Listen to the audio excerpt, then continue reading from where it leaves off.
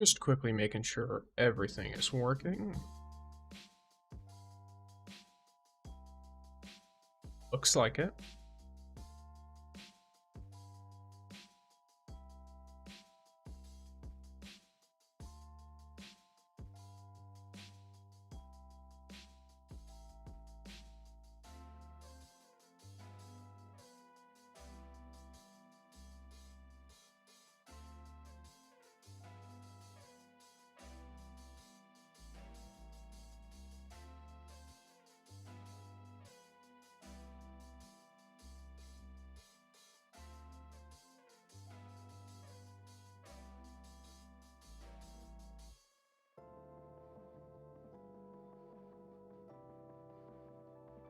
Gotta make sure I've got everything set up properly.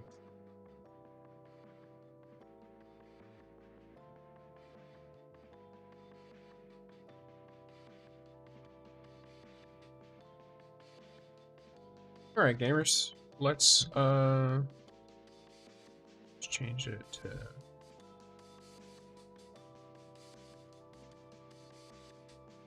right.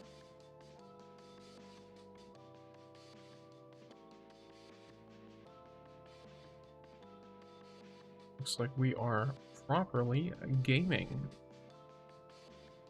Actually.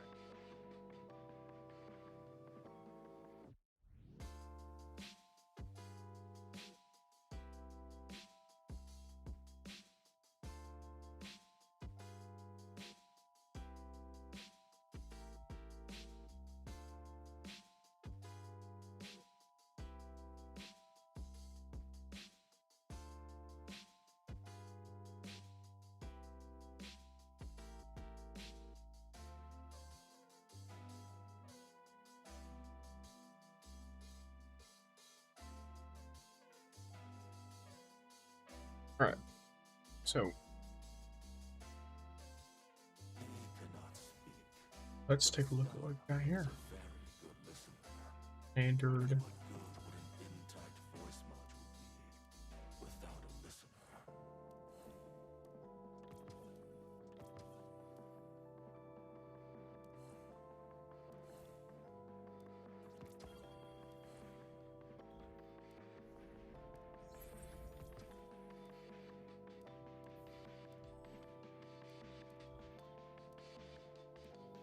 Alright.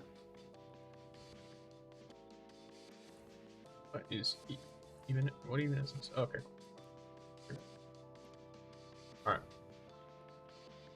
So, today, I'm essentially, at least based on my current planning, my current intent, I want to spend a bunch of this pinnacle energy I have on things that, for lack of a better term, things that matter.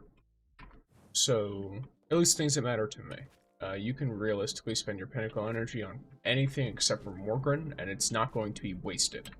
There might be certain aspects of your game that are less, what do you call it? That are progressed less, but you will gain something, be it, you know, mythic or exotic mods. If you're really into Shadow Shaper, you will collect Shadow Shaper cards from using Pinnacle Energy and like strikes and stuff, all that stuff. But for me right now, I need, I need two things, right? Or I need two sets of things, really. So I want to do an Umiko build. I wanted to try this artifact set, but I also want better rolls of some of these artifacts because I think that it could work really well with her kit. It's just also I want to make her healing bonus as high as possible. Then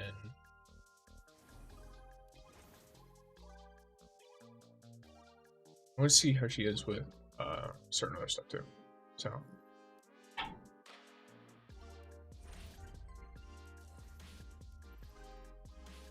in order to do that, I'm going to do some chaos. And the way I'm going to do that chaos is probably with Gwen. That was... yeah, that's what I was...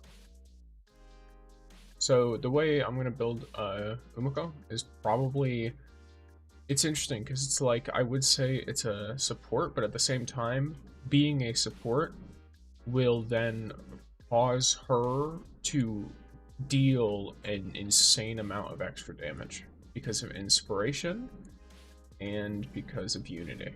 Because if I remember correctly, this applies to you as well. I remember testing that on Stella and Atal. I think I tested on Tan too as well. I'm pretty sure it just works. But yeah, so I'm gonna spend some Pinnacle energy on this. I'll probably go with Magic Minded on Gwen because she's really ability based. My other option is I could go with Magic Minded to Stella because normally she doesn't do super well with this stuff, and I do have a heavy void weapon on her because of Gallows. So yeah, I'm rocking a Stella right now anyway. So let's just see how she goes.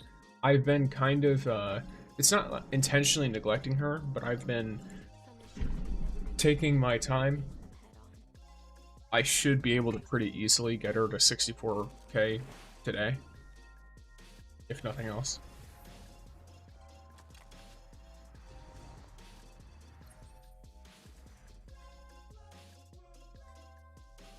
Extra damage on her. I'll just, yeah, the super will just make it so she melts bosses faster, which she doesn't really need to melt them faster, but banning abilities would be shooting myself in the foot, so to the master stage I go. Let's go with Ability Comet.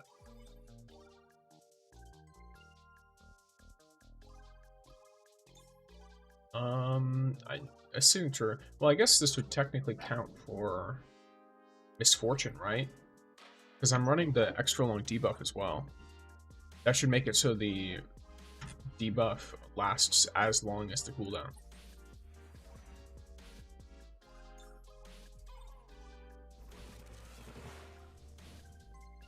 If you hear any odd sounds in my background, Pumpkin the cat is having a very active time.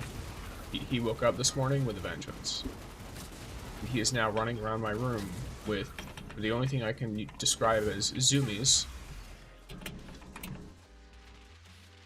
being a little weirdo.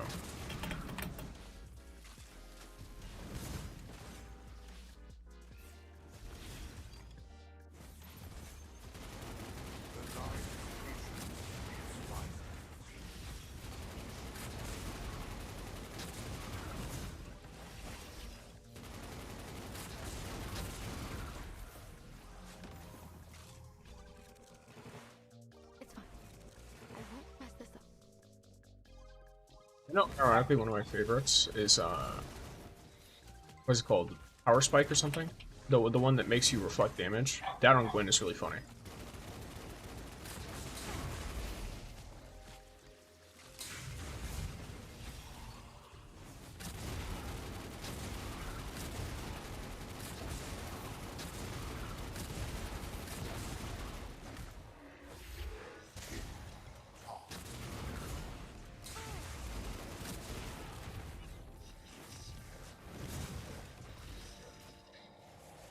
Yeah, that's a fast recharge. I should just spam that.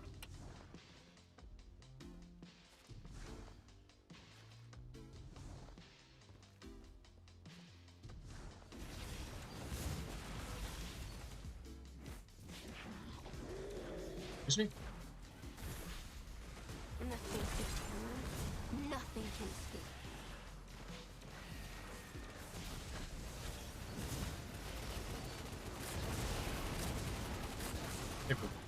I can.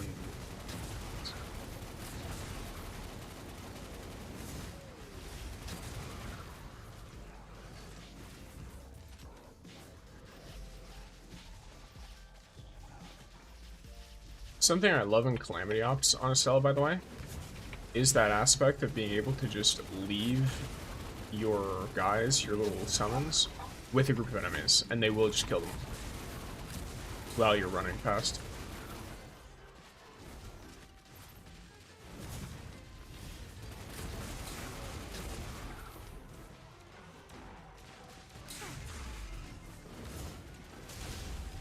Just totally whiffed that, by the way.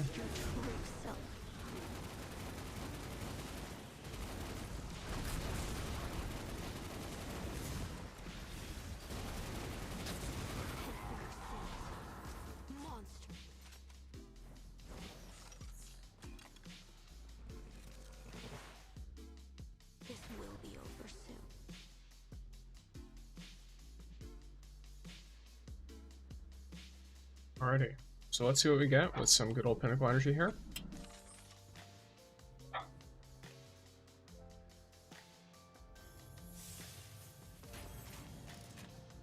Okay, most of what I'm here for anyway are the fruits and the resonance, so.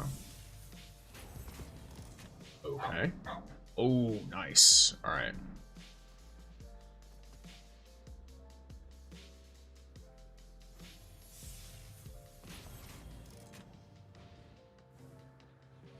The refactoring stuff is for Stella.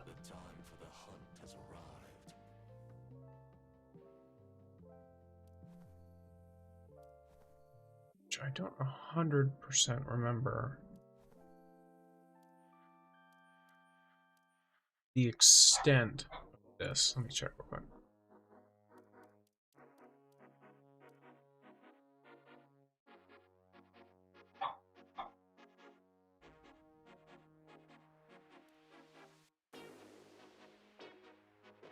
Keep in mind, I'm not doing this because this is a good roll or because it's better than Gallows. So I'm trying to math out if it'll just make my life easier to just make that one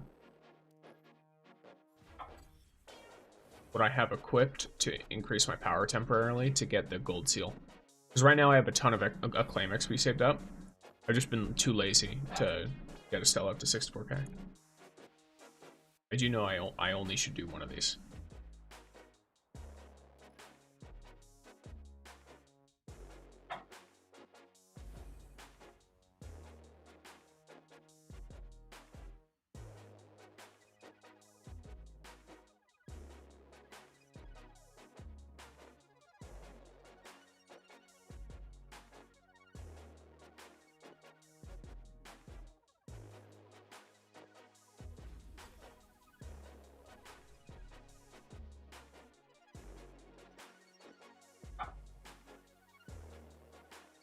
Apologies for the doggo.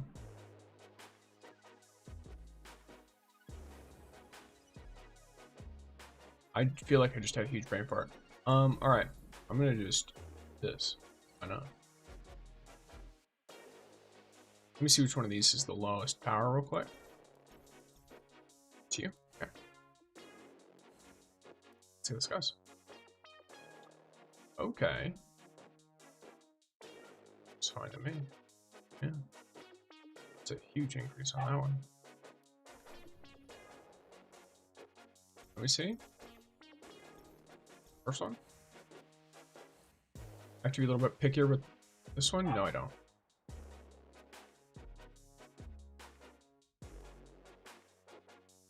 Ooh. That hurts. Alright, one more. Unfortunate. Yeah, I think that's the main... Whoops. I think it's the main, like, unfortunate bit. Is you really have to invest in order to get these to be significantly higher.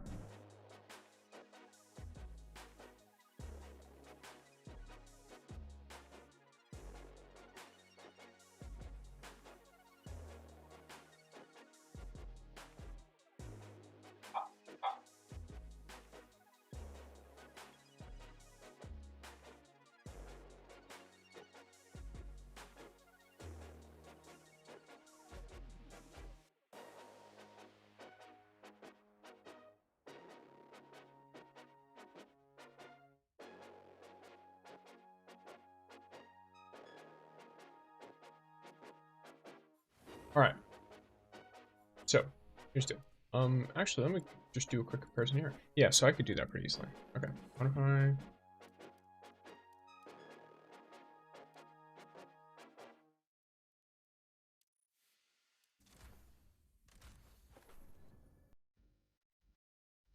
And this is a pretty easy one to get by just playing stuff. Did I get that?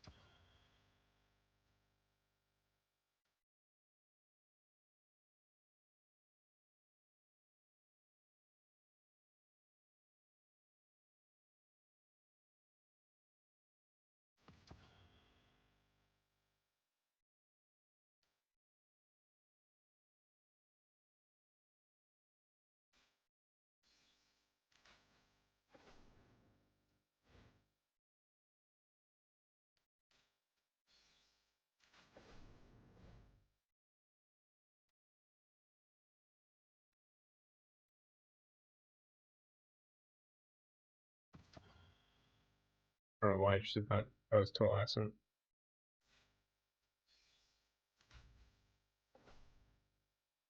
Take this as your lesson. Playing a gacha game while you were totally out of it is, perhaps questionable decision.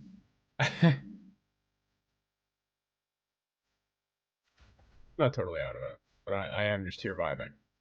I'm trying to be pretty casual today. I'm by no means dying or anything. I didn't even think I sounded that sick in the video that I posted recently. I was just quiet.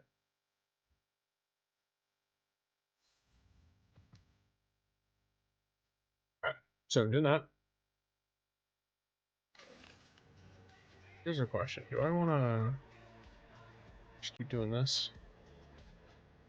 Yeah, that's fine. Let's keep doing this. You know full well there is always a better solution. Violence. For that, totally.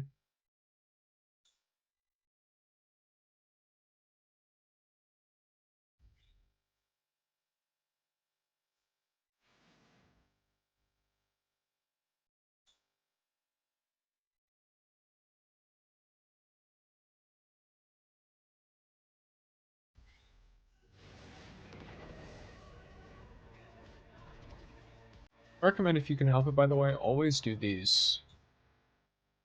What are they called?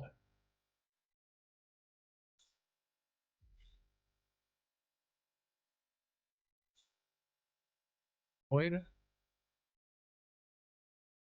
Um, The true dangers are ever is my brain just not working?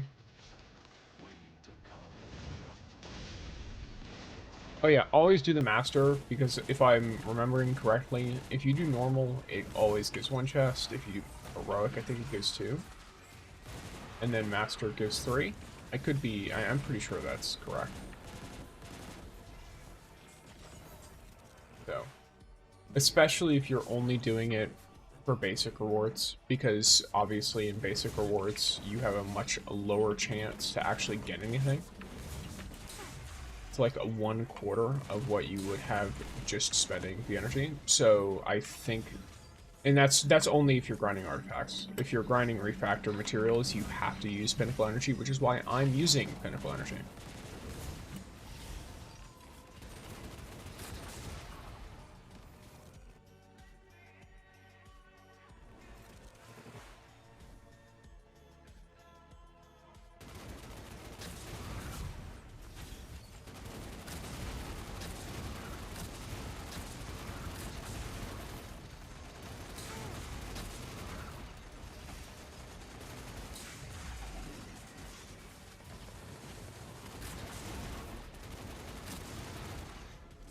Yeah.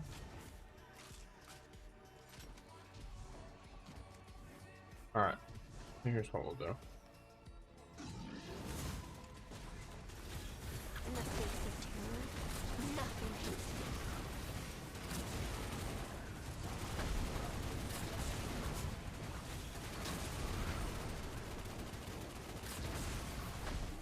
Or I can fire all of my bullets directly into the Legionnaire in front of the Scorpion instead of the Scorpion itself. That works too.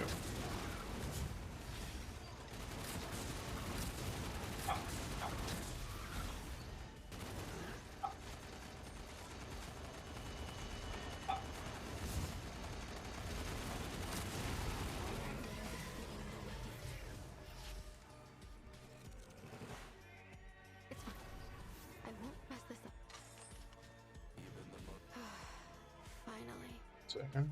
Peace and quiet.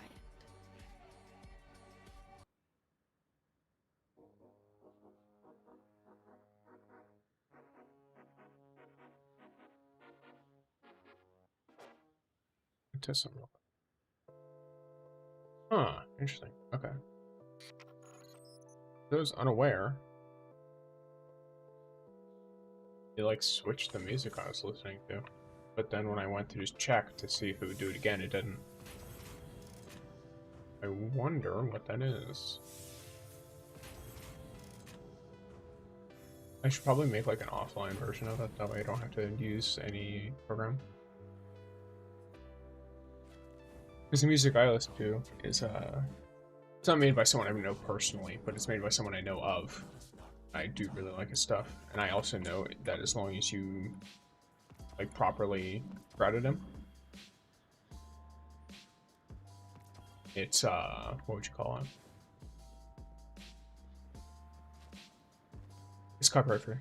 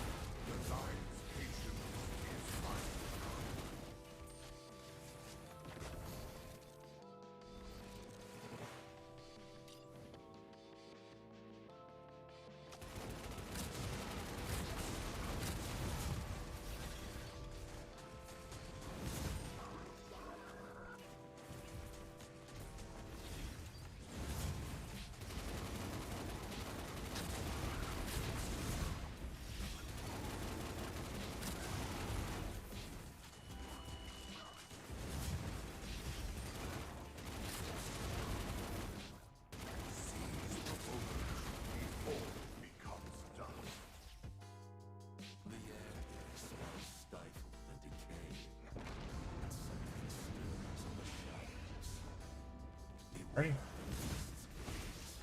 You must face your true self.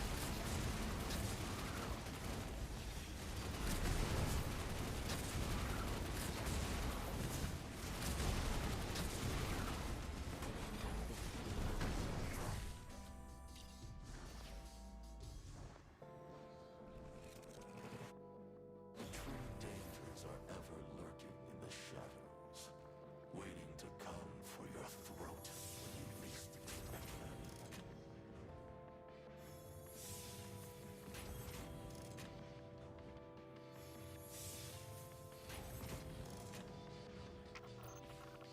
Crazy luck there. I'm really getting really close to having Furies.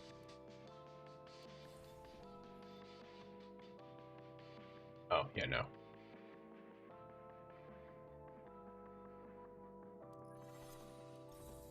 So here we go. It's perfect.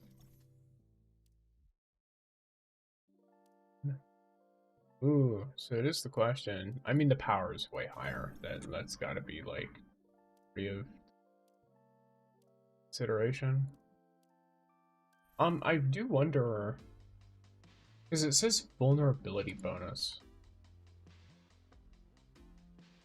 which I assume is like debuffs that cause them to take more damage, just based on the way it's like worded. Oh, I'm gonna want to use this one anyway.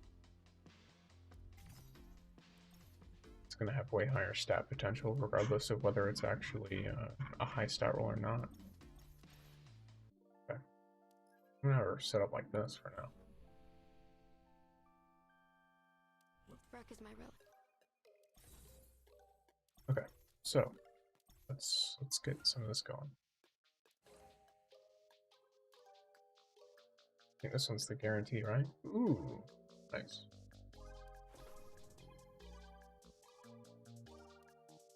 Oh, extra artifact power there. Still about the same. Yeah. Extra unfortunate. Extra unfortunate. Unfortunate. Alright. Let's see. Keep doing that.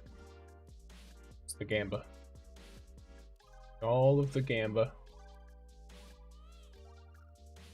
She's better at using weapons. I mean, if she's better at using weapons, I wouldn't use this artifact anyway. She's a summon character, very clearly.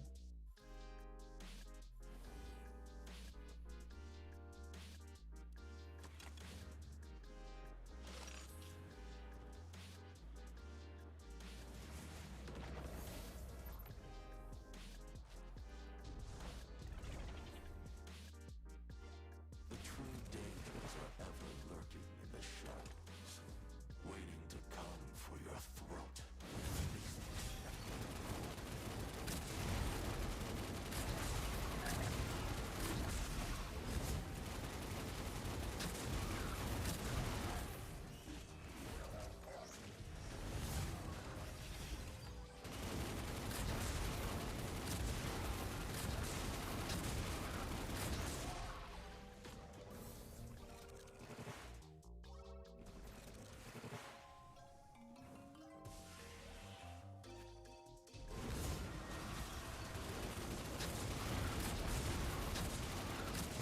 In the face of terror, nothing can escape.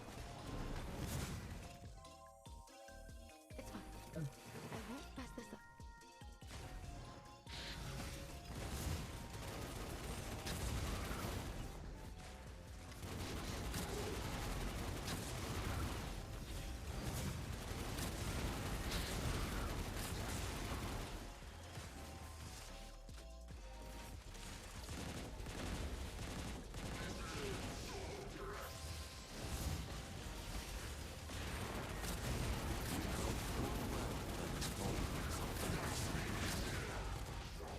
So I gotta be smart about this. In the face of This. terror, nothing can escape. Wait, the second that he teleports, it's directly on top of him?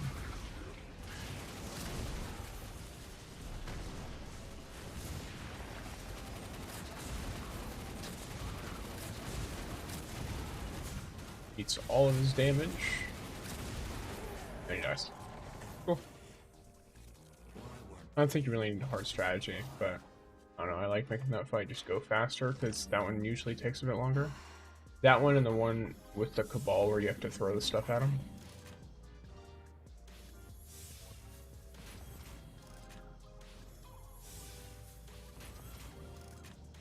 Nothing crazy. Nothing brazy.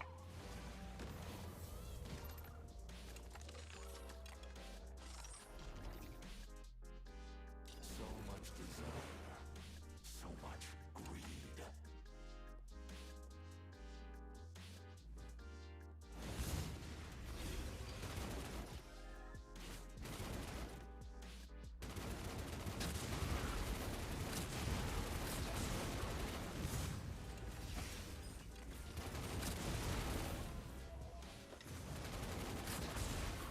Now, if they didn't have Corrupt on Misfortune,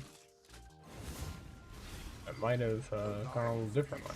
By that, I mean it would have taken longer.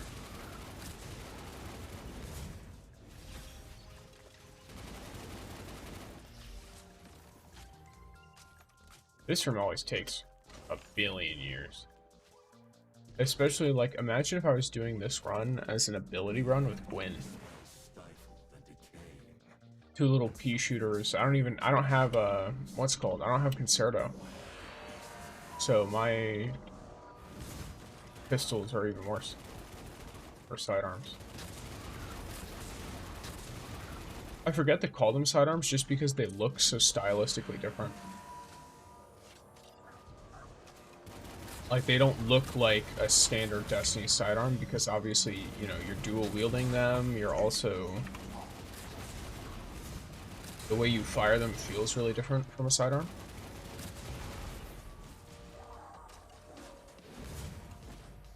Not that a ton of guns necessarily feel the same as they do in like a mainline Destiny game, but you can still feel like what the gun is. Like when I shoot a pulse rifle, I know it's supposed to be a pulse rifle, even if it doesn't feel the exact same.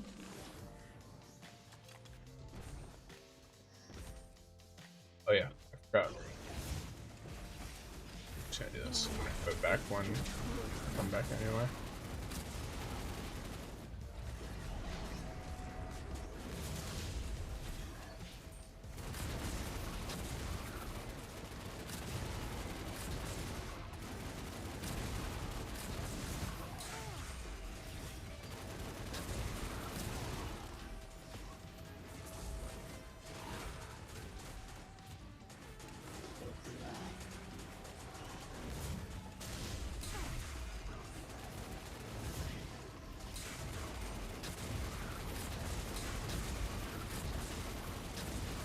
You know, I was kind of tempted to stream some Iron Banner today.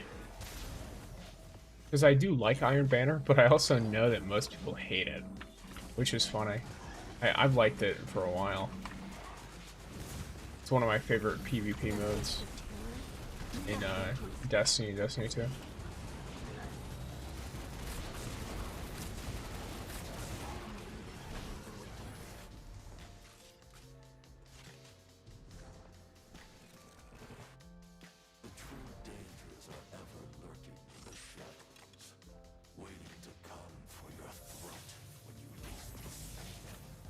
Oh, okay. Well, that's for Void characters, so if I get a Void Summoner, I'll have it. Alright, oh, let's set you real quick. I'm making my way slowly but surely to these 3 nodes. Probably. Here we go. Alright.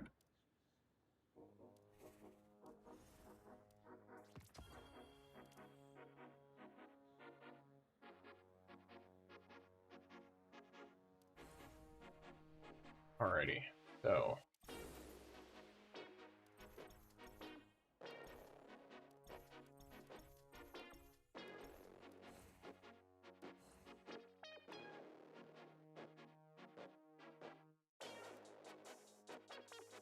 Okay. So.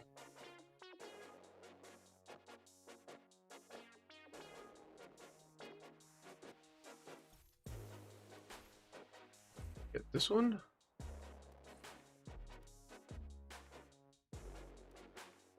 Nope. And boom. Okay. Good to me. Cool, yeah. And then I'll get the stuff to check the mythic on there, and then I'll be good. Because that mythic is with the mods that I put into it, it should be totally fine. All right. So, save it a sec. Why not? Just come back anymore later. See what's going on here. What other stuff do we have that we can do? Oh, there is fishing. there is the classic. If I stream more games, you will see that any game that does have fishing, I do fish.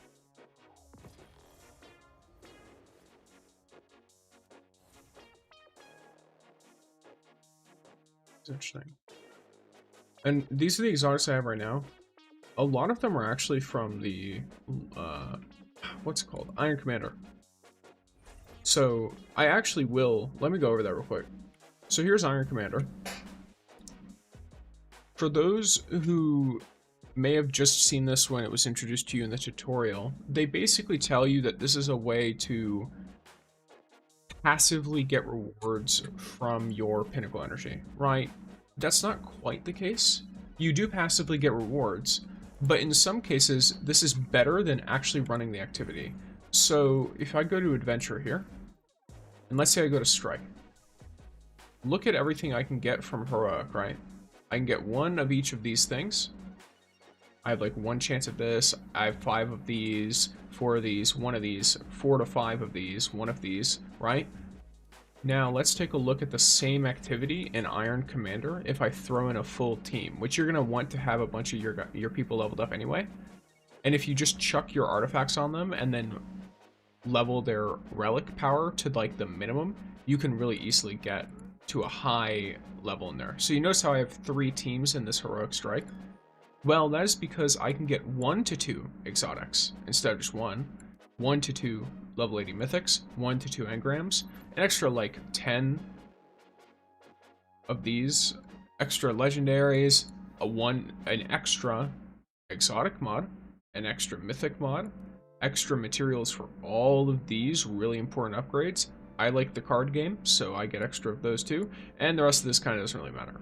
But all this stuff really does, and it makes a huge difference to get this extra 10% on these activities specifically. I think another one that can be pretty worth it would probably be, not these, ignore these.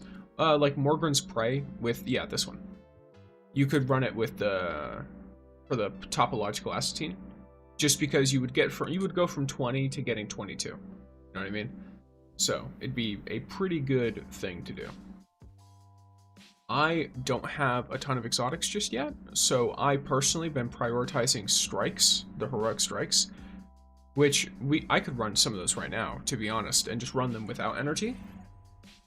Because I did threaten to make you guys watch me fish, but at the same time, I don't want to be too horrible to all of you. And I'm sure, while I enjoy the chill aspect of just sitting here with a fishing pole, casting repeatedly, that doesn't make for the best of stream content, now does it? Am I blind? Where's Scorched Earth? Oh, wait, no, that's BVD. Wait, where's Scorched Earth? Am I stupid?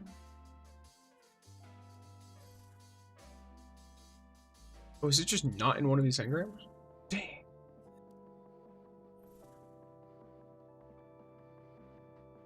Yeah, it's not. What?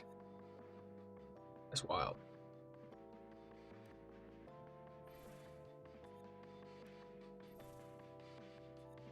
Check one more time, just in case I'm like super blind. Huh, that's interesting.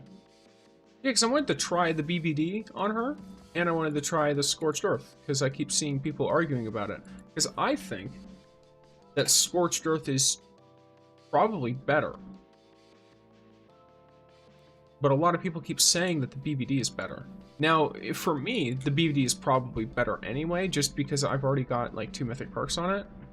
But if I were to get a good rolled Scorched Earth, I feel like that would just be significantly better. Okay, so let me see what we got here. I don't have a perfect total lockdown roll, and I do want to play Umiko. And your boy Tan2 is also super solid, so I'll just take one of those. Poof. Yeah, I'm gonna be honest, I don't really want any of this. I could just take the sweet ears. Okay, cool.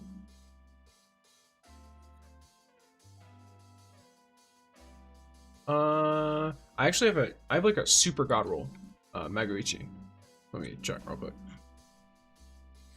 I chucked this on her for power, but my best weapon, period, for Tan2 and Umiko is probably this Magoichi. I've got triple tap and pranayama, which they work together really well, because pranayama, whenever you land 2 consecutive precision hits, the next 2 precision hits made in the next 5 seconds get an extra 150% precision damage and 200% precision damage reloading resets the effect. So the effect does not get reset if you're not reloading. So at least in my eyes, that makes your damage like significantly helped by what do you call it? Returning rounds to the magazine. Because your max ammo is about 22. So, for example, right, if you were to, let's just say you hit every single precision shot. Oh, and I have heard of someone, of other, what perk is that? Statue's Heart.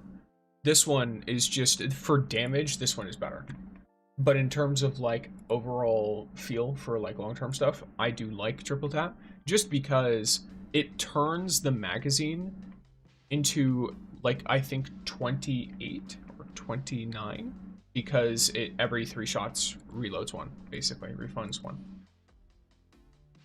And so you go from being able to get, if I'm thinking correctly,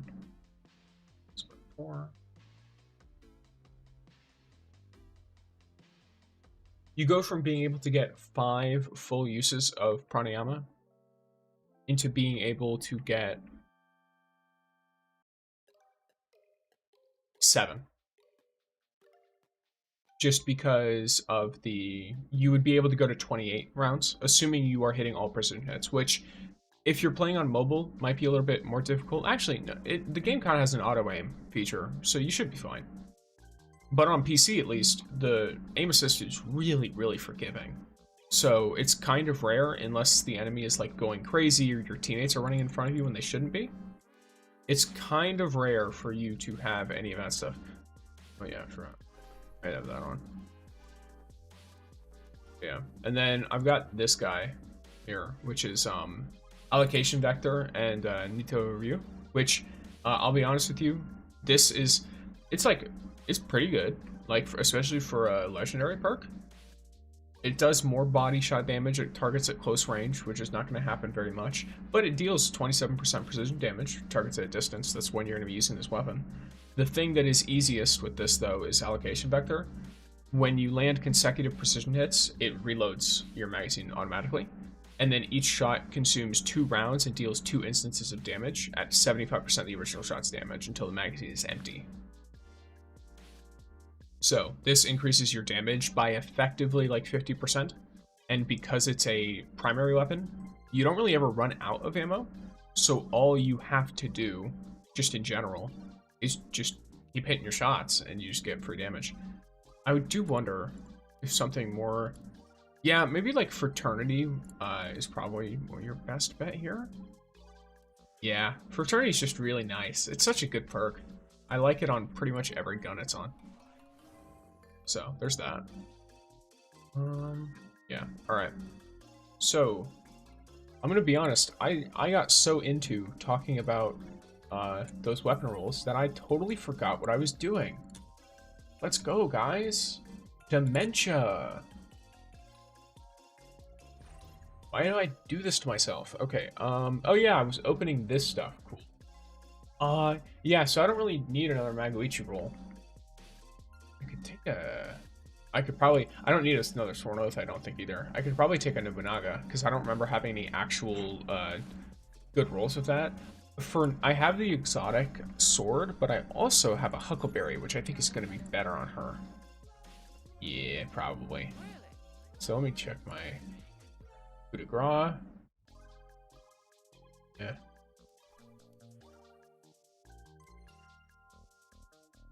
The issue is with her though, I don't quite know, because I'm not super. I haven't played a ton of Yolder at all. So I don't know what perks should be good on the sword. I'll have to look into what people say, and then I'll probably test them just to see. Now, keep in mind, by the way, when I say that I test things, all right, I feel like some people assume that I've got some like group of experts hidden in the Appalachian Mountains or something, right? And they're all just testing weapons for me constantly. I'm one person, all right? And I'm 100%, I'm sure I'm screwing something up, because I just test it. I just try to test it in a couple of different scenarios. Like usually, for example, I did an Atal build beforehand, And the way that I tested stuff was I would just slap on different artifacts, use different combinations for abilities, and then boom. I would figure out the way that certain artifacts interacted with each other in the practice range. Anyone can do that, by the way. You don't have to listen to some idiot on the internet like me. Because who knows if I know what I'm doing. I don't know if I know what I'm doing. You could just go into the practice range and test that out yourself. But before I keep sidetracking myself. Oh, I'm like halfway to getting another exotic weapon. Sick. Okay, so I've got a little bit of bait. A little bit. But that's not good enough. We all know that's not good enough. I'm gonna just chuck a bunch of these on this. Oh, wait. Huh? It says the cost increases more, but it's not increasing more. Maybe it only increases more by like a certain amount. Oh yeah, I'm just gonna take, I don't know, one of these. Why not? I'll take one of these. So I want an auto loading of the BBD. Oh yeah, I forgot. I have to take this to Bassinet. Let's go. It's interesting that they have you, I don't know, it's like a weird system to take it so that most of the weapons you have, you can decrypt yourself, but then some of them, you have to take to a cryptarch. Or in this case, I think she's basically the gunsmith. Yeah, she's the gunsmith, but she acts like a cryptarch too. So, I choose, right? Yeah. Probably. Or some beef. Okay, doesn't look like it was anything crazy. Once again, nothing wild.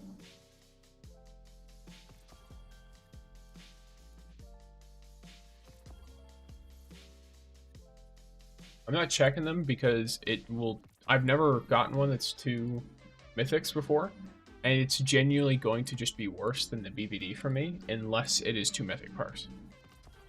So, because I want to test it out with Furies when I get Furies, because so many people are saying good things about it, and even though I'm really rocking her with Gallows, like I feel like the damage I deal is great. And I do out-damage most other Estelas, but I also have a little way of knowing whether those Estelas are as well built in terms of other aspects. Okay, cool. So I got 2 perks here. That's a Fraternity and Eager Aspirant. Eager Aspirant, I'm gonna be real with you, that's kind of ew.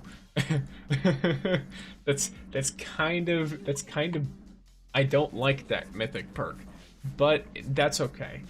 I guess it's alright for her. No, because you want to use your mythic machine gun a lot. You want to use your machine gun a lot. Let me. Wait, why am I doing this? No, be gone, be gone. I got. All right, so one of these. I'm gonna grab. Actually, let me see. So. None of these are level 4, meaning I could probably, for slaps, just chuck some of this on. Let's see what level it's at. So that's 3, that's 4, that's 3, okay. I'll just chuck it on for now.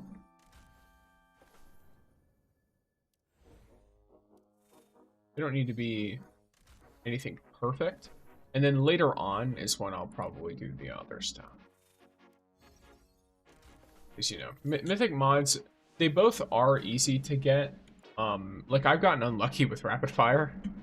And you can see that I still have plenty, and I also have the choice stuff. So, we'll see how a lot of this goes. This has also got a 10 level deficit. A couple of enhancement levels, too. But yeah.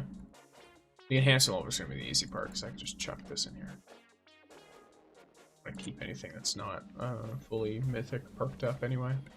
Anything that doesn't have any mythic perks, at least, I don't want to keep. Because the mythic perks, even if some of the mythic perks are outliers, the legendary perks don't provide enough power to be outliers. So if it's 2 legendaries, even if the legendary perks, like there are legendary perks that are really good in terms of their perk effect. Like if it were a mythic perk, if it were scaled up to have the power of a mythic perk, it'd probably be really good. Let me check to see what, like, to tell you what I'm talking about here. Yeah, so like target lock, for example. Each hit landed with this weapon increases damage dealt up to 50%. This, if it were a mythic perk, like scaled up to a mythic perk, this effect would be really, really strong on rapid fire weapons. But it's a legendary, so kind of doesn't really matter. Because not only does it not provide the power, because it's also, the numbers are directly scaled down, of course, because it's a lower rarity perk. That's literally just how they work, especially in a gacha game. But what the? Oh, okay. That's what I was getting the notification for. But it also makes it, but it also just has a way lower power. Like, if you look at the difference between one of these, like here, look. Oh, wait. Okay. Wait. Try and find out proper. A BVD would probably be better. No, because my BVD rolls are all hot garbage, I guess.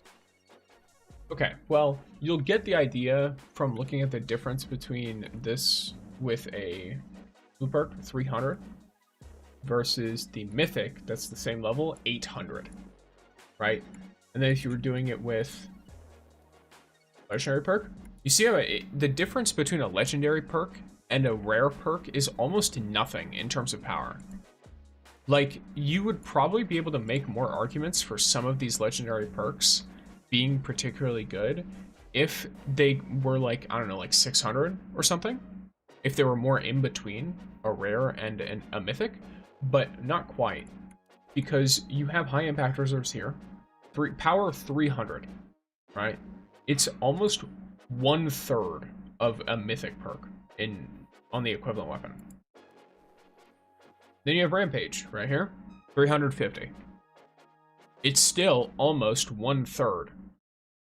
Like it's more than, well, less than half of the power of a mythic perk. So while some mythic perks are outliers, not you, where are you? Not this character either. There you go. So while some mythic perks, I literally have the wrong one equipped. So while some mythic perks are outliers, like this one right here, and can make up for that difference just by virtue of existing, it's not the legendary perk that's doing that. It's the mythic perk. The mythic perk carries, quite literally. So, very, very solid. Alright, so I unlocked the combat thing, which I'm not going to make y'all sit through that. You guys don't want to sit through that. We could run some strikes. Let's do some strikes. Because it usually queues me with new people too, which is nice. I like running into new gamers, like new lights. And then as I do, they typically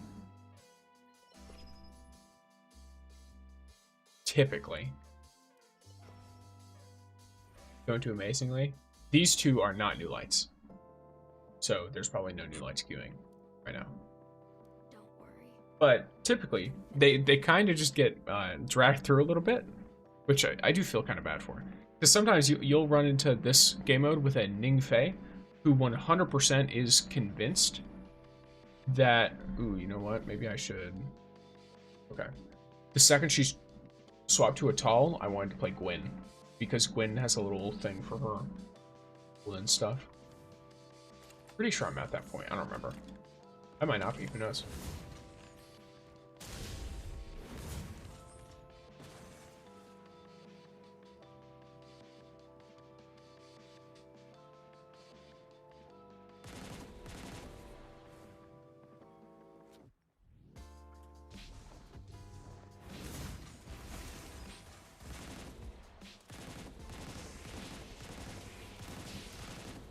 It's arc time.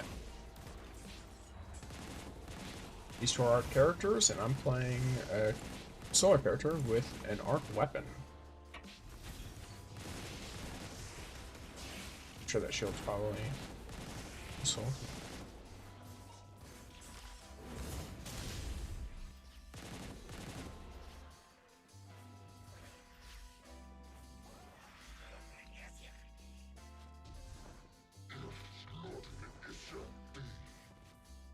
These people have 100% ran this before, because you can't even hit this point of a claim without doing the main story quests, and the main story quests require you to do this strike. So I'm not going to worry too much about letting them figure stuff out. I'm just going to run through. I whiff that, but don't worry, it doesn't matter because there are no consequences for whiffing that ability.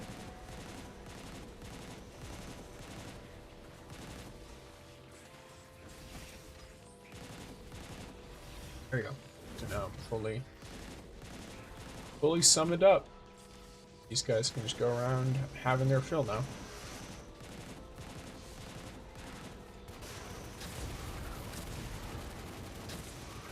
Look at the damage difference. I have the catalyst, but I don't have any levels in it. Like if I hit the level 2 catalyst, I imagine it would get significantly better. Power increase too.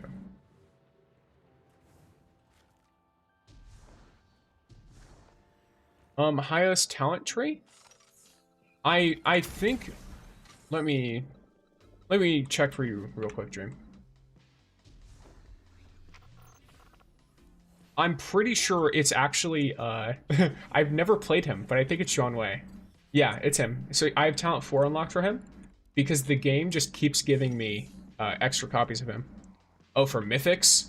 I don't think I have a talent on a single one of them. I genuinely I'm totally free to play. So what's it called?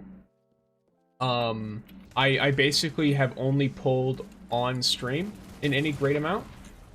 And I mean, you can call it lucky or unlucky, but for the standard banner characters, each time I pulled one, I got a different character. So I have no talents on any of them. And then for the, what's it called? The limited characters, I also didn't get any extra copies of them. Because I basically just pulled until I got the character and then stopped. Because none of the talents are enabled in PvP. And they're also not enabled in contest raids, which, depending on how this game goes, they might continue disabling them in certain high-end stuff. And leave them as mostly a thing that is like for convenience while you're playing the general game. So yeah, I'm always, I don't know, the way I tend to play these gacha games, like I treated, when I actively played it a lot, I treated Honkai similarly, I treated Wuwa, because I played Wuwa similarly. Yeah, I got pretty much all of them. Not pretty much, I literally have all of them. Let me, here. Yeah, so I've got, Ningfei was the one I wanted the most, funnily enough, because he's really fun in PvP. I love the way you dance around and stuff with his abilities, and I got him last. So it was kind of funny. It took me a while to get him. I think I put in like 150 standard banner draws from all of these events and stuff that have been going on since the game opened. Okay, I need to stop moving because I need to remember that this girl does way more damage if you just stand still. Face your true self. Yeah, perfect. Alright, cool.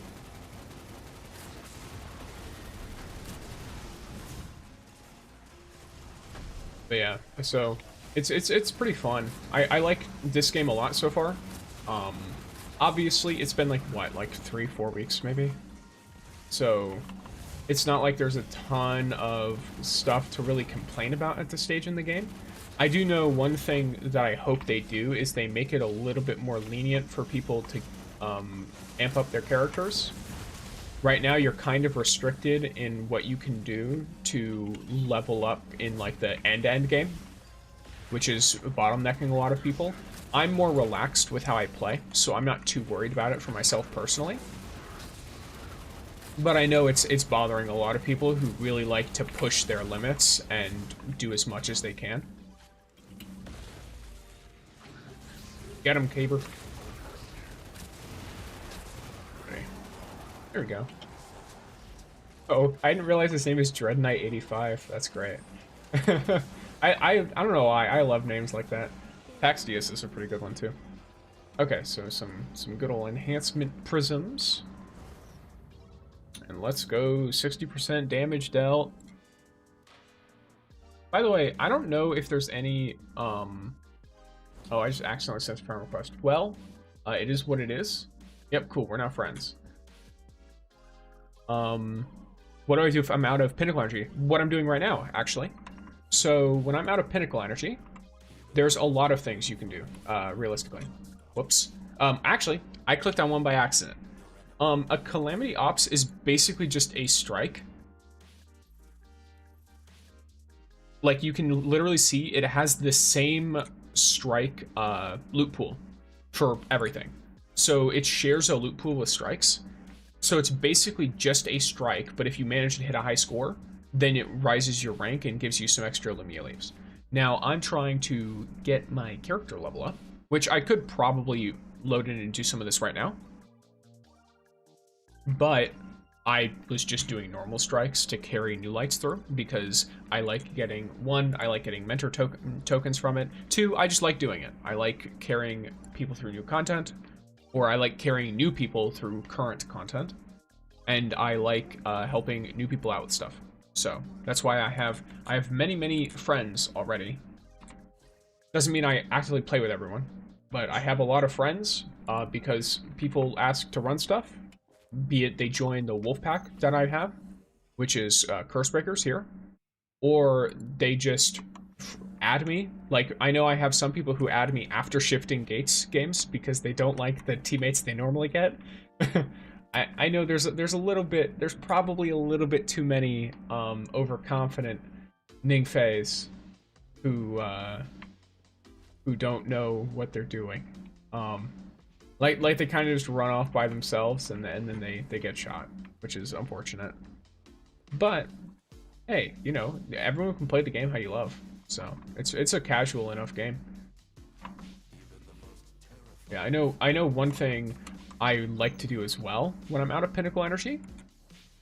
I keep clicking the events tab. So Realm of the Nine, you can do the Expanse. I have only done some of it. As you can see, I maxed out Frontier and Hinterland, basically.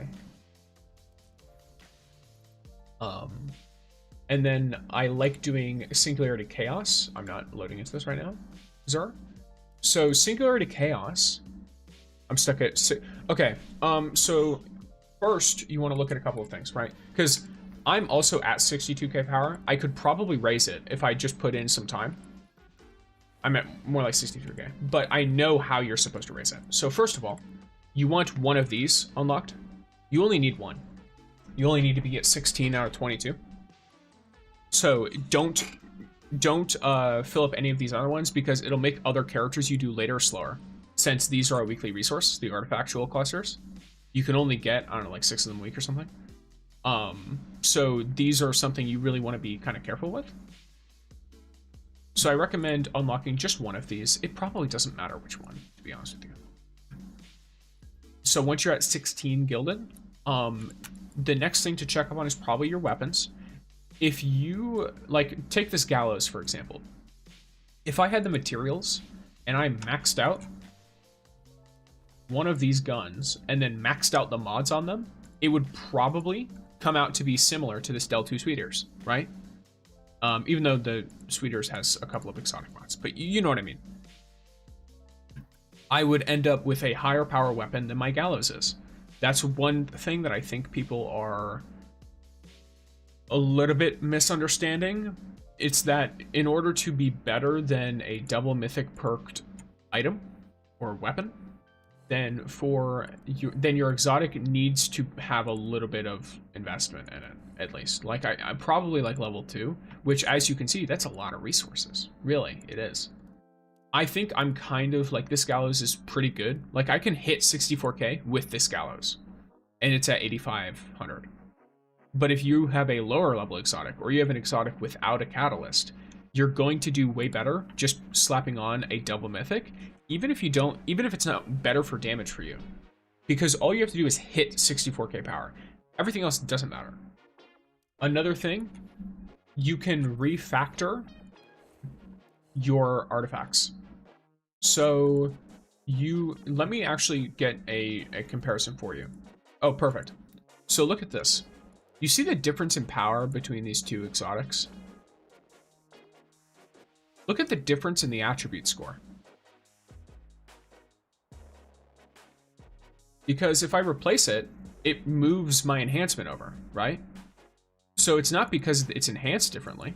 Like this one's now the +8, and yet this one is still almost 400 higher. Imagine if you had that 400 higher in all 4 of your slots. And I don't even have these near maxed out. So refactoring your artifacts is huge for making sure that you hit your max. Just because of the sheer difference in the attribute score on your power. So like if I have this, it's still a +8, but it's way worse off for me. Look at how I dropped 700 right there. You're still missing 1 exotic artifact. Yeah, an exotic artifact definitely helps. You can hit it with a mythic, but as you can see, the power difference is huge, right? And then obviously you don't want to refactor an exotic, really, do you? Because, or sorry, a mythic. You don't want to refactor a mythic because you're, you know, you will feel like you're wasting some slots, some like materials. But yeah, so I think that's important really for it. Obviously make sure all of your relic abilities are, you know, if you're having trouble, make sure they're maxed out. I blind maxed out on Estella because I like playing her as much as I do. So talents don't do anything. That's another important thing. No matter how many talents you have, it doesn't do anything for it. So yeah, I think that's like the gist, really. As you know, I wish I could get a little bit more lucky with my exotic mods, because I don't have, like, I literally have like 2, maybe. Outside of like, I'm saying like 2 total outside of what I'm using on that gun, which is not many. So mythic weapons and exotic mods will have higher power than exotic weapons if the exotic weapons are at low investment. I think you start seeing a change if you get to like the catalyst level 2. You can literally just tell by looking at the power in most of your stuff. So let's say we're looking at an equivalent thing, right? Not this. Let me look at a character that I have low investment on. Okay, so like I've got this +7 Partridge Sky, right? It has no catalysts, no upgrades at all. It's a completely unupgraded exotic weapon with no investment. So let's take this level 7 Nobunaga. This Nobunaga doesn't even have double mythic perks, and it's almost as powerful as the exotic. If it did have a mythic perk, with no mods, it would already be stronger. And if it had mods, a level 10 mod, especially if it's like an exotic mod, that chunks it up like 2 to 3k if I have one in each slot. So this Nobunaga jumps up to being like what, 8 or 9,000-ish, depending, probably like 8,000. Meanwhile, this Partridge Sky can't equip exotic mods, so it's going to stay lower. It's going to stay the same while my Nobunaga grows. It doesn't necessarily mean the Nobunaga is like inherently better. It doesn't mean mythic weapons are inherently better than exotics.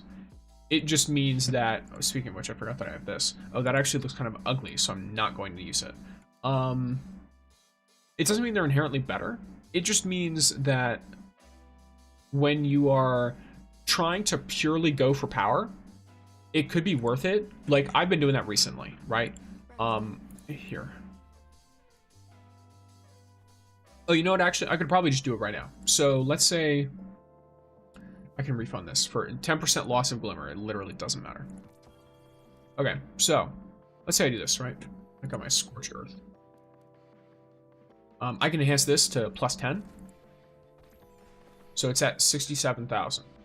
Sorry, not 67. A 67,000 power leveled gun would be crazy.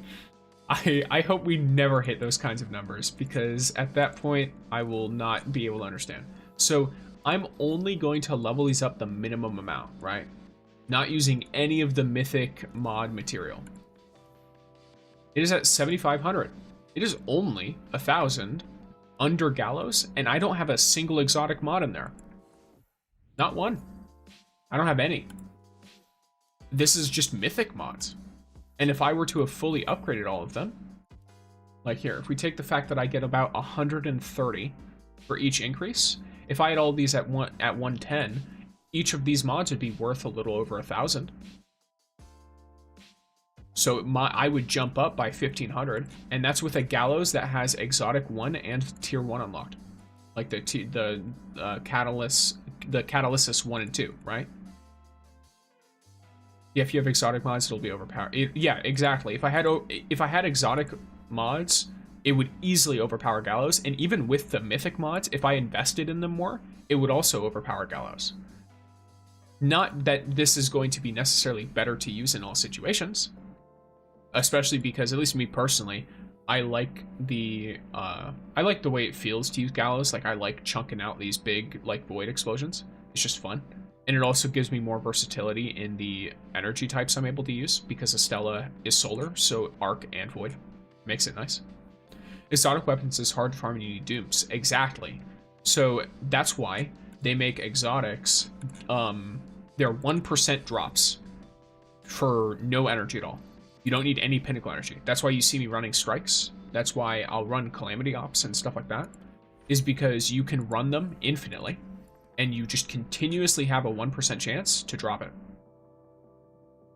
Even though this is, now realistically, that's only 1/3 of the chance of a pinnacle, right? It's not that much lower. There are certainly things that could be worse to farm, but it's still 1%. So if you have like a, what's it called? If you have something that takes you 5 minutes, which is relatively quick, then what you'll be running into with that, can you buy energy without spending money? Yes, you can. I personally don't, because I don't think it's worth it. I think they need to, if they want it to look more attractive, here, I'll pull it up for you. If they want it to look more attractive, what's going on? Oh, I'm looking at the wrong spot. So if I go here, I can find it. Yeah, there we go. The Lumia shop. So if you go to the Lumia shop, you'll see that you can buy. Now, this says it's on sale. So it says it should be 120. And you spend 60 Lumia Leaves for 20 energy. If you ask me, that's a horrible deal. If they reversed the number, I think it would be more tempting. If I could spend 20 Lumia Leaves and get 60 energy and one of these overclocked capacitors, I would feel pretty good about that. Like, I personally would probably still not do it, but I would feel much better about doing it. Also, I should probably, there we go. There, so now I'm at 23, which is, it's, yeah, I don't think it's a very good deal to do that. I think it's just better to get Bon Voyage charms, like, to just get the limited wish stuff, because at least if you are free to play, right? Because we have no idea what new characters are going to come out. We don't know what utility they're going to have, what kinds of skill sets they'll be able to use, anything like that. So I'm just saving with the assumption that a week from now, when Gwen is gone, a new character will pop up. And when that new character pops up, I will be ready. Because on average, it takes about 40 draws to pull a 6-star. Not 6-star, to pull a mythic. So pulling a mythic should take you, I'm gonna get a drink of water real quick. About 40 draws on average. So that's accounting for the people who get a Gwyn in their first draw on a 1 pull. And it's also accounting for the people who get her in the hard pity, right? Get her on the guaranteed 60.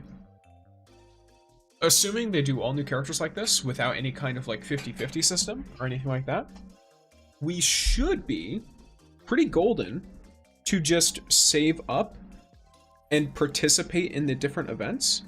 Yes, that's, you see, that's the thing, right?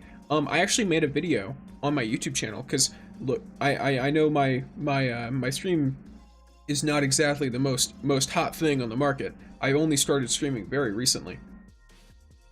But my YouTube channel is relatively, popular, and a video that I just posted that's doing really well, I pointed that out, because a lot of people keep telling me, why are you a free-to-play gacha gamer and you're telling us to try our best to get all the 5-stars and like telling people that they can get all the 5-stars that come up. You're just telling them to waste their draws. They're not going to have enough. And I made a specific note, if you play this game consistently, right? The Calamity Ops every 2 weeks give you a huge chunk of Lumia Leaves, and they give you Lumia Leaves every time you rank up, right? Every time you hit a new rank, if I remember correctly. This is hundreds of Lumia Leaves. Every week, every single week, at least so far, and probably in the future, because if they don't do it, we will complain. Like I assure you, I know how gacha communities work. If they don't do it for the next maintenance, we will complain. They give us like 200 Lumia Leaves just for taking the game offline for a couple hours every week, right? So you're getting like 200 free a week. You get 600, sorry, not 600, 60 from just bounties every single day. You have all of the exploration stuff, every event that's coming out. You have the black market, which I didn't even mention in the video. There's so many ways to get access to draws. So you could sell this. I don't recommend selling this though. I recommend doing these bounties instead. So this right here is good. I like giving him my bad rolled weapons. And then these are infinitely farmable. These are infinitely, well actually all three of these. These are all infinitely farmable. I went over a full guide on how to use Red Sea Gel and how to use the Ether Flowers in like specific detail. Could I get this exotic weapon infusion core? Could I get this exotic weapon parameter that don't seem to have like a limit on how much you can get of them? Yes, I could. But I'd rather save for more of these, which when I pull it, when I grab it, because this is a black market special, he's going to have more later anyway. But when I do grab these, when I have saved enough of the currency, I'll just get a ton of them, because it's going to be like 4, or maybe it'll be 2, and he cuts the price down in half. That's usually, like, you know, what happens. It's something that you will get a lot of. Versus Genshin and Wuba. I love Wuba, right? But it does take a lot of draws to get a character, because it's a 50-50. So you don't know if you're going to pull for and get the character you want, even if you do get lucky. Or if you get unlucky. I know I played Genshin a while ago, and I played until Ridesley came out. I don't know if you know who he is, but he basically, I liked him because he fought like a boxer, where he would basically throw out jabs and like hooks and stuff. And one of his main abilities was an uppercut, which I thought was cool. So him playing like a boxer was really cool to me. And I knew about him months in advance. And I grinded and had like, I don't know, like 200 or something draws by the time that he had released. Ready to try and pull for him, specifically to get his first constellation. Because everyone who played him in the beta said that with his no constellations, yeah, so he's really cool. I think he's really cool. But with no constellations, he seemed to have a much more clunky rotation. At least at the time. I don't know if they've changed it. But so I wanted his Constellation 1, right? That's all I wanted, Constellation 1. I went through, I went to like Hard Pity, nearly Hard Pity I think, or maybe it was Hard Pity. I lost the 50-50. Then I go to almost Hard Pity again, and I win the 50-50, obviously, because there is no 50-50 anymore. And then I go for a third one, hoping it's him, and I lose the 50-50 again. So at this point, I've put 200 draws into this character, and I've gotten 1 copy. You get less limited draws in Rising, but if I pull a 5-star, I don't have this little guessing game in my brain of is it the character I want or not. Which I think is a really, really good thing to have, is to build that like expectation of it being like, hey, if you join, if you play this game, and you like invest in doing this, then you will get rewarded by gaining what's it called? By gaining the character, right? You just get the character. You just get them. You don't have to sit here and do that stuff. And thank you for the follow. I know I saw you, Dreamcloud. You also followed. Thank you for that, and thank you as well, Mr. Biggs. Yeah, I didn't even wait for a second rerun. I didn't even wait for it. I put 200 draws into this man, and then I was because I play free to play in pretty much every gacha game I play, or any game that has like paid stuff in it. I will play free to play because I have more fun grinding for the characters than I do with all of this other stuff. I haven't played it in a while. Ever since his first run, I basically pulled for him and then totally lost motivation when I got like completely screwed by my luck. So like I kept the game downloaded for a bit and would get on for like an event every so often, and then I eventually just deleted it because it was taking up space and I wasn't playing it. I think that's when I actually played Wuwa, which I had a really good time with Wuwa. I think I just stopped playing because there wasn't any new content out at the time. And there wasn't, like there were things to do, obviously, but I really liked the story content, and so I was just gonna wait for more, which I think more has come out since then. And I'm hearing from some other streamers that I watch here and there. I was watching some last night of like a WoW streamer, and what do you call it? In the chat, they were saying that there's gonna be a new Wuwa character who he fights kind of like a, if you ever see like the drunken martial arts stuff, which I'm gonna load into a strike while we're talking here. Hold on, back. So, you know, that sounds cool. A dude who fights like you know, the standard like trope of like a drunken martial artist type deal. How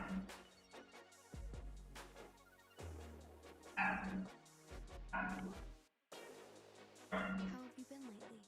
My dogs are going off. Been unlucky? Sustained injury? Suffered setbacks? No, I haven't. Don't worry. Here we go, there's a new light. It's a founder new light too. Oh yeah, so I've got a build going out for a tall tomorrow. And then I also have a build that people want me to make for Umiko. But funnily enough, I was really trying to get people to pick Ikora. Ikora or Caber, because people keep asking me to do all of those characters. All of the like less played ones. And so I keep putting polls out, or I keep asking people what they want. But there's also a huge group of people who want me to cover characters that other people have already covered. Is the battle pass worth it? That's kind of tough to say, because it depends on what you want. Like, what are you hoping to gain from the battle pass? Like character power? Like, are you planning to become like stronger? Or are you wanting like Furies earlier? Like something like that? Because if so, if you complete the battle pass, it's probably going to be worth it for the price compared to just buying something else in the store.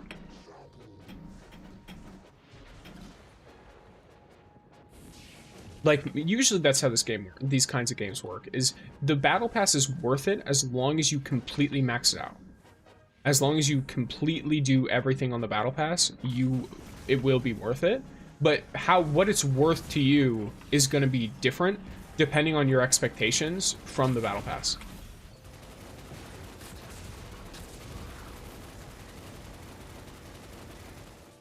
Like, I know the big part of this one is that you're gonna get an extra copy of Furies 3, I think.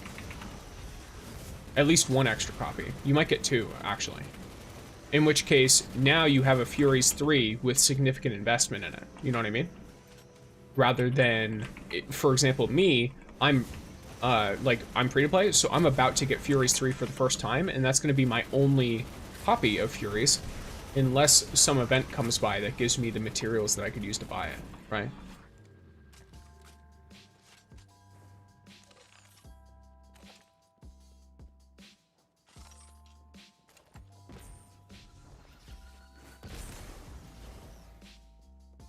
This Sakara just almost blew herself up. Which is ironic, because she's a Nova Bomb expert. I'm gonna be real. Them putting Ikora in this game and making her a 4-star is a little bit of a question mark to me. I feel like with how bigged up she is in the lore, I would have expected her to be like the first person you'd think of to be a mythic character. Because it seems like it's all resources for one exotic weapon. Yeah, so if you don't have her, I mean, you could always wait. Huh? Yeah. Phone call from an unknown number. Friendly PSA. If you get one of those, probably don't answer it. people try to take your phone number for whatever reason, or they ask you about, or they ask you to donate to, I don't even know. Usually some kind of very shady sounding organization with absolutely no paper trail. But yeah, if you don't have a Stella yet, I would recommend just, like, you know, you just wait it off. You don't have to, like how long has Battle Pass got? We've got 20 days. We have 20 days. The Battle Pass isn't going away until Estella's going away, you know what I mean? So you should be fine to just try to save draws and pull her. And then, what's it called? When you are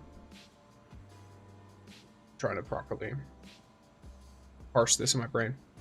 When you do get her, then you can be like, okay, do I want to invest in this Furies 3, right? And if you do, then the Battle Pass is probably going to be worth it to you.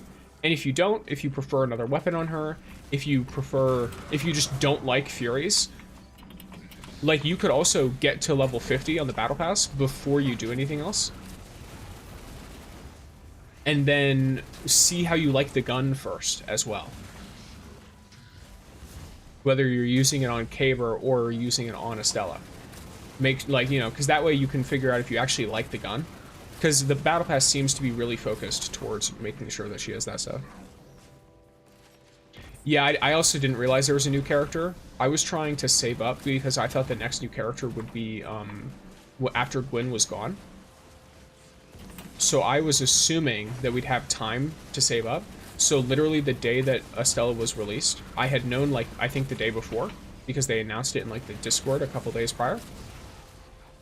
And so I saw it, and I was like, okay, well, I gotta pull for her now. And I luckily managed to get her, but it definitely could have gone another way. There we go, mentor tokens, sick. And let's go, MVP moment.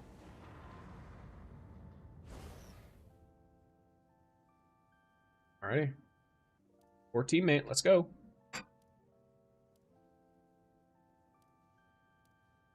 Yeah.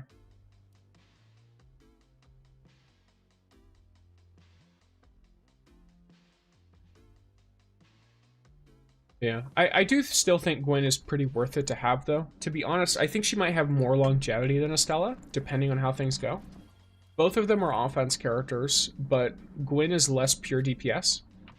Estella is definitely just pure damage. I don't think there's any, like, real utility in her kit other than Corrupt, which is also had by, like, 4 other mythics, 3 other mythics, something like that. Like, a ton, just, if the character's solar, they probably have Corrupt, and then Ningfei has Corrupt, I know for sure. So, it's not really a very unique effect to have. Misfortune only applies to her own summons, so it's only going to boost her own damage. So the team utility on Gwen might be a little bit better because of the overshield generation. But at the same time, you could also make an argument that Estella's summons might attract attention. So it's a little bit of a coin flip there. One thing I do know is I'm pretty apprehensive, though, with, like, oh, cool. IP scanning. I'm pretty, I don't know, I'm, like, cautiously optimistic for the way that they're doing the character system. I hope they continue to release uniquely designed characters, and I hope they release more characters that are limited banner 5 stars with, like, unique team utility. But I also hope that doesn't cause these characters that we're getting now to be overshadowed later.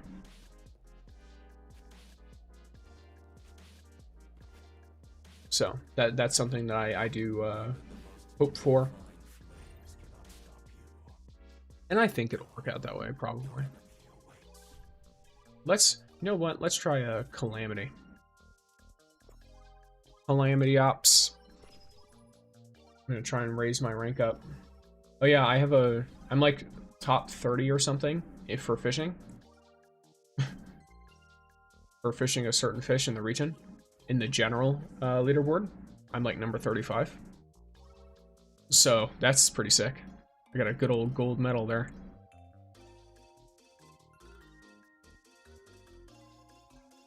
I do love to fish.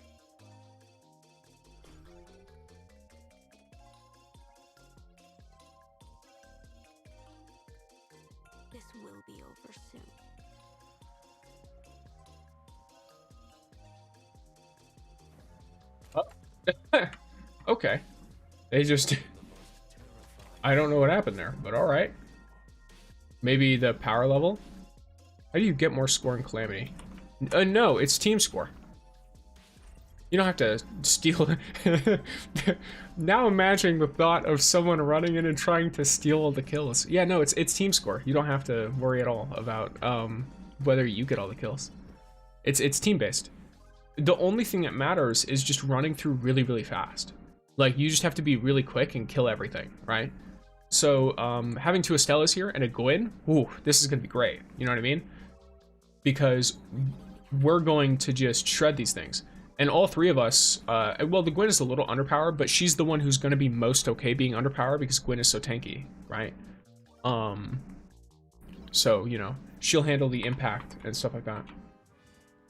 Assuming she joins us. Hello?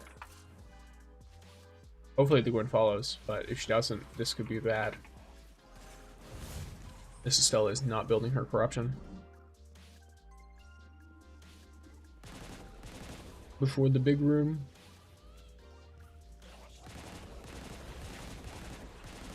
Alright. Let's hit them with this. Throw a level 2 out there. Stun this guy, and I'm going to immediately pop my ult. Drop this. As soon as Misfortune drops, I chuck it at someone. There we go. Here we go. Getting hit with 2 ults at the same time. We'd love to see it.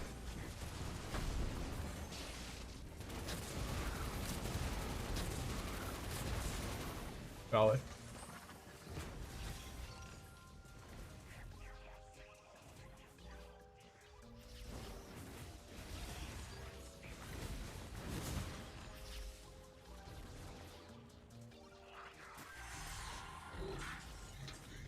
Yeah, so you see like the multiplier up in the top left? You do get lucky if you have a whale teammate. 100%, you do. I've not been so lucky, I don't think. If I have, they've not been the best at their character. But I have been lucky to get some people who are roughly around the same level as me. So, or in this case, like these people are like a little bit, one of them's a little bit higher than me and one of them's a little bit lower, it looks like. Ooh, I need to find a fractal flight. Well, I'm healing myself a little bit, so I should be fine. They're handling the impact, right? Yeah.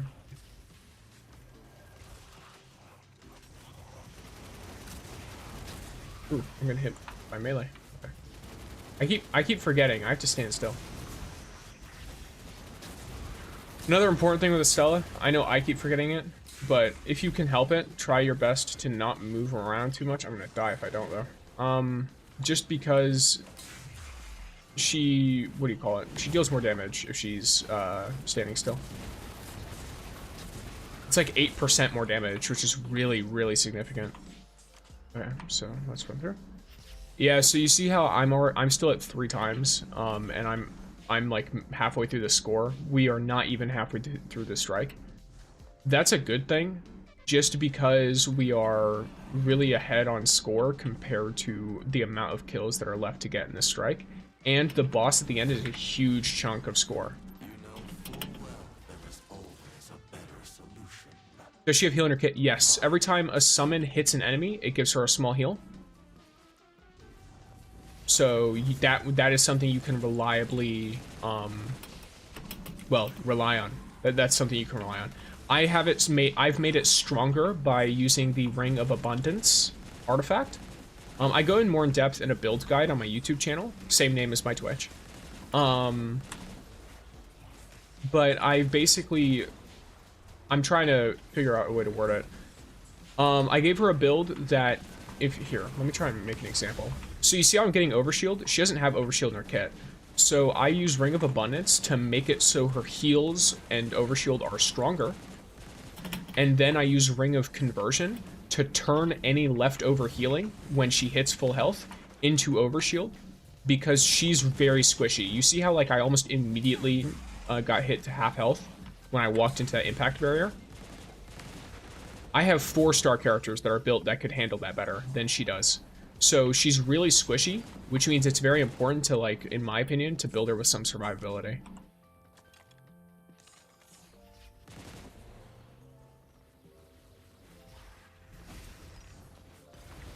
It's possibly like the, because you know, of course, a dead teammate does 0 damage, so making it so you stay alive long enough to hit a DPS phase, for example, is really important.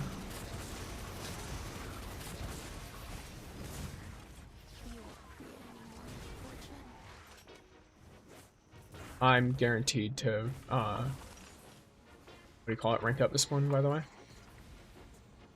The boss is going to provide enough, and all the enemies in the last room. So, but yeah, here, while we're going up this elevator, I'll look real quick, or I'll show you real quick. So I think it's right here. No, it's here. Yeah, so it restores, at this level, it restores 320 health on hit. But they can only do it once per second. So having more summons is better because they can trigger it more times.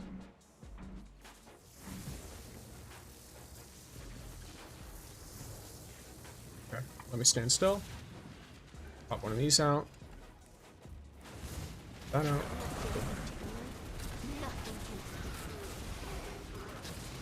I'm gonna have to just eat this damage. There, boom. Cool. So, he almost instantly phased. Probably because he had 2 Estellas absolutely destroying him. Ooh, nice. Heavy.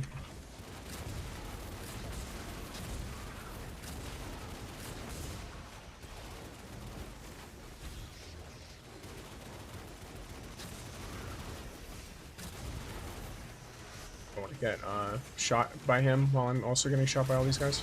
Oh, melee's not good.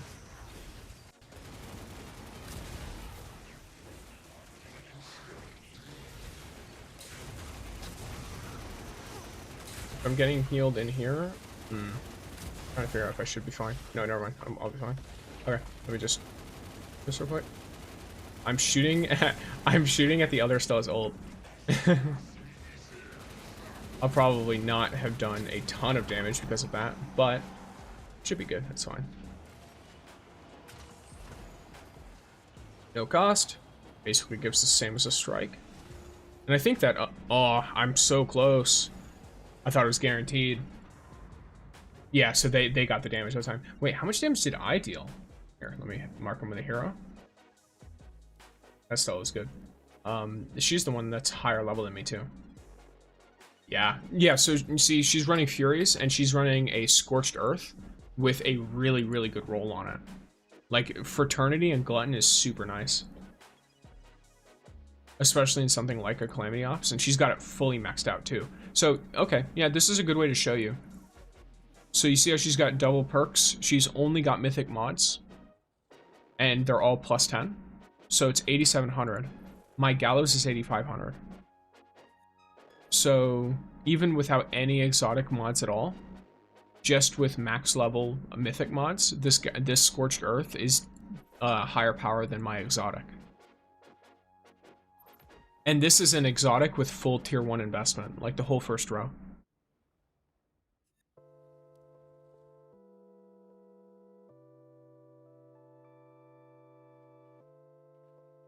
So I think it's something that's like any 64k plus people.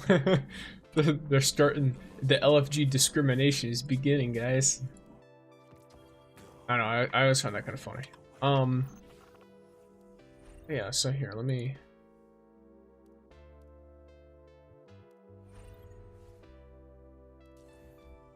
I guess I could do some fishing. Yeah, let's do a little bit of fishing.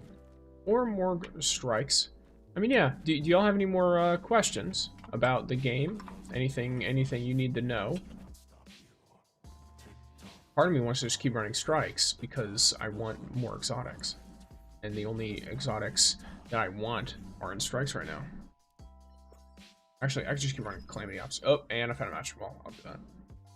I've already agreed, so I should just go with it.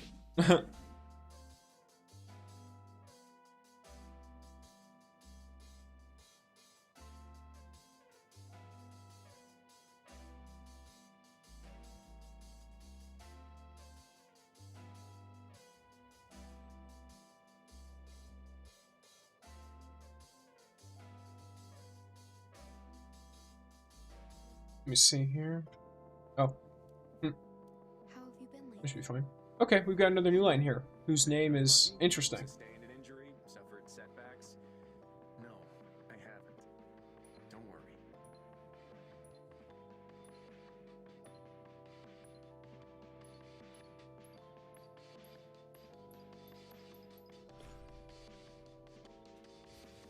I have realized, obviously I have no issue with it. Maybe I should make a command or something so that people can announce themselves even if they want to lurk. But I have realized a lot of people just like to join Twitch streams and just chill. I really didn't start streaming on Twitch like properly until, I don't know, like a week ago? 2 weeks? I don't remember. I know I did a few streams for the launch of the game. And I was really trying to figure out how I was supposed to use the equipment. I know I have like an old, I think it's like a Steam Deck, Stream Deck, whatever. I have one of those that I got for like really cheap. Not like I bought it, but like someone had like, I don't know, I got something off like Craigslist and someone gave it to me.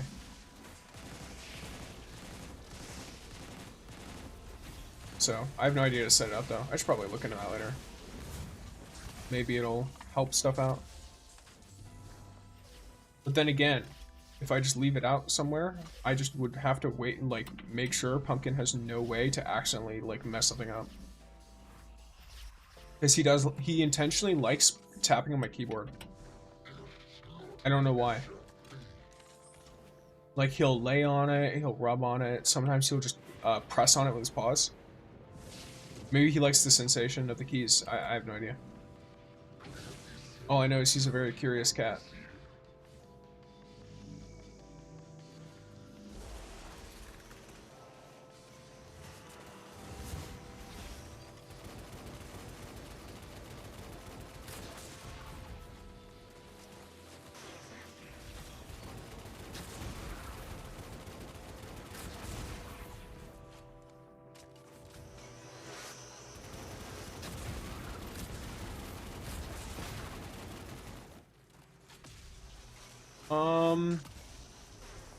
Oh yeah, this is a normal strike. There's no...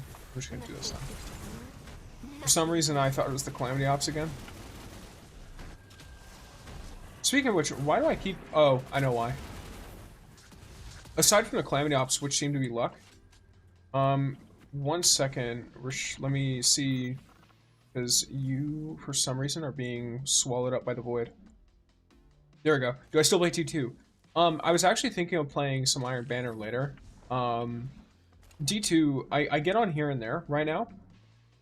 But, like, so normally, right, when D2's in, like, a new cycle of, like, a new content release, I'm really down to, like, grind power. That's usually what I do. I grind power, I try to get whatever new armor's out. Whatever new armor sets are, because I like collecting the ornaments. But Ash and Iron's kind of like, for lack of a better word, it's kind of fucked it. Because the armor that they have is just the same armor as TechSec armor. So I have no reason to grab it, because it's just like it has a shader on it. Which I already have thousands of shaders. So I have no need for a really bad looking shader of TechSec armor. When I already have the full TechSec set myself. And I have that set up already. Like, you know what I mean? The Iron Banner armor, they kind of made things better by setting up, they made it, I'm not sure if you're aware, but they made it so the Ancient Majesty, I think is what it's called, that set. I still wish they made the Gladius set, the Iron Banner armor, because that's the one that looked like it was made for it, and it looked really fitting. But, you know, it is what it is. They made the Ancient Majesty set no longer going to be released in Eververse, it's now the Iron Banner armor. Or no longer in Eververse. So, let's show these people my fish real quick. I sent you my fish, please respond. But, I do still play the game. Like, for example, like I'm not really big on my Titan. Like, I don't play a whole lot of Titan. I've been going through the campaign, because I do think the campaign is good. I want to get the exotic that lets you throw your hammer and have it explode for a build, because someone requested a more, like, spicy throwing hammer build. And that's the way to do it, roughly. But to be honest, like, Rising has a lot of similarities to Destiny, to D2, and it also has a lot of things that it frankly just does better. I do think the graphics on D2 are obviously better. I think the gunplay is better, but I also think it's like, for a mobile game, this is crazy. Like, look at the game on stream. Does this look like I'm playing it on as a stretched res mobile game right now? Because I don't know about y'all, but to me it does not look like that at all. This looks like a PC game with like average graphics.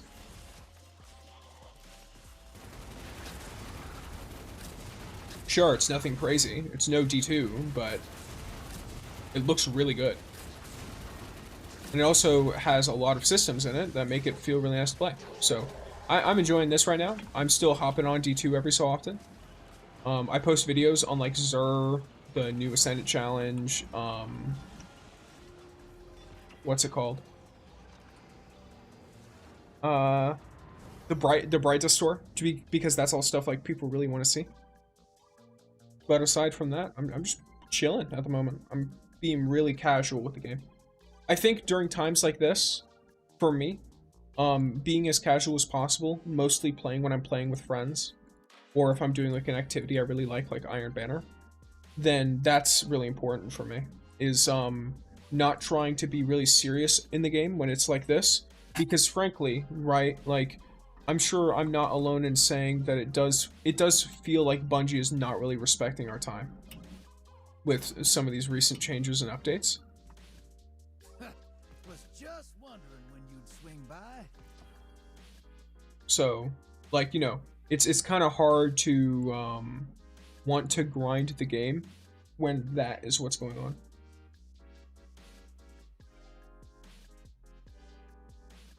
Wait, that's crazy. What? That's so good, though.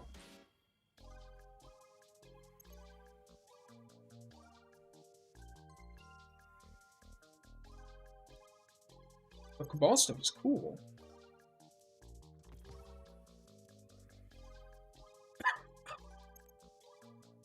These Cabal cards are sick. I played all DLC since D1 launch up till final shape, and since then I haven't really touched the game. Yeah, it's like, so I'll say this, right? The community is usually not happy with Bungie. The community wasn't happy with Bungie when they released Witch Queen, which is considered one of the best expansions for Destiny across both games of all time, right? So, yes, the community is bothered, but a lot of it's going to depend on what you enjoy, right? So if you're someone who you really, really like,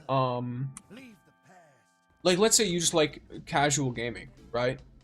You want to play Destiny 2, you want to find, like, I don't know, a clan that's got some pretty chill people in it, and just run raids for fun. That experience is not being worsened at all by what's going on in the game. Yeah, Beyond Light, I'm pretty sure everyone only liked the raid from that expansion. I liked the zone too, though. I liked Europa. I thought Europa was beautiful looking. But the raid is the only thing that I really liked gameplay-wise. Obviously, it brought Stasis, but Stasis when it released was horrible. It was so funny. I remember Shadow Dive lived rent-free in everybody's heads for so long. It's so good. I remember making a Shadow Dive build, and someone, I don't think they wished death on me, but they told me that they wished my day would be worse, or something like that. Like, they just hoped I would have a bad day because I put out a Shadow Dive PvP build video. Because it was just so goofy. Because I think the build I put out, you'd like Shadow Dive, and then you'd have it back in like 10 seconds. And so you could just Shadow Dive again. It was evil. It was evil. I know it was evil. And I probably deserved being told that. I don't think their wish worked out, though. It was a pretty good day that day. Especially reading the comments. But, yeah, it was really fun, but not very good. If that makes sense. Just because, you know, Deepstone Crypt was really cool, so if you had people to play that with... Oh, cat. If you had people to play that with, it was great. Let me see. You want Haven exclusive fish. Alright, I got you. I got you. Let me pet you, buddy. BJ. I'm pretty sure that this is Haven. No, it's not. I'm gonna just keep giving it a 1-star fish until, because they don't care about the quality. They just care about it being the right fish.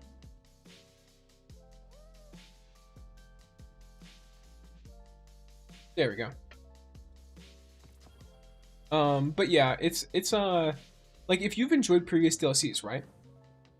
I'll tell you one thing: the narrative, the story for Edge of Fate, it starts slow, and I don't like Matter Spark very much personally.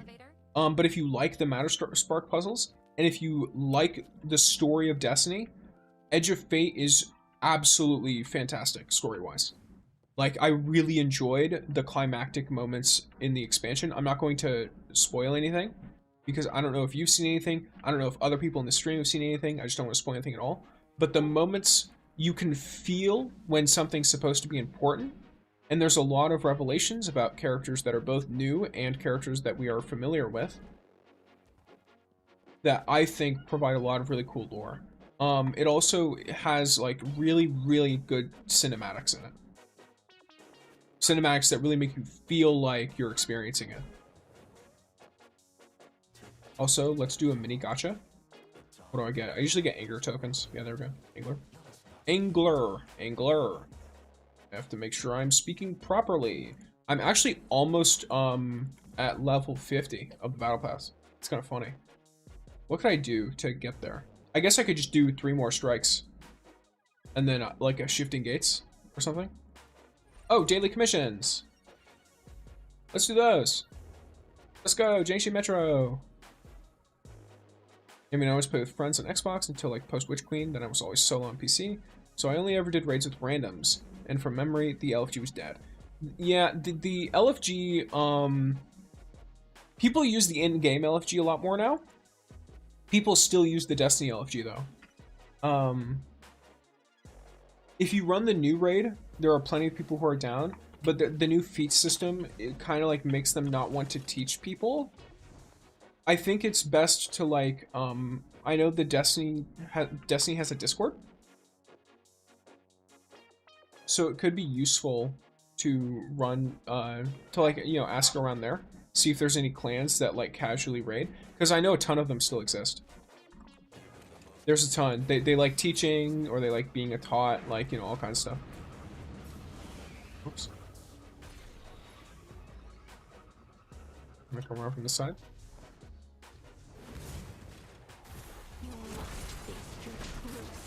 There we go. And I'm rank 18. Let's go. I think the max is rank 20, so I don't have to stop with this. I mean, it's not like I can stop really anyway. I like, you know, you can't really do different commissions in different places.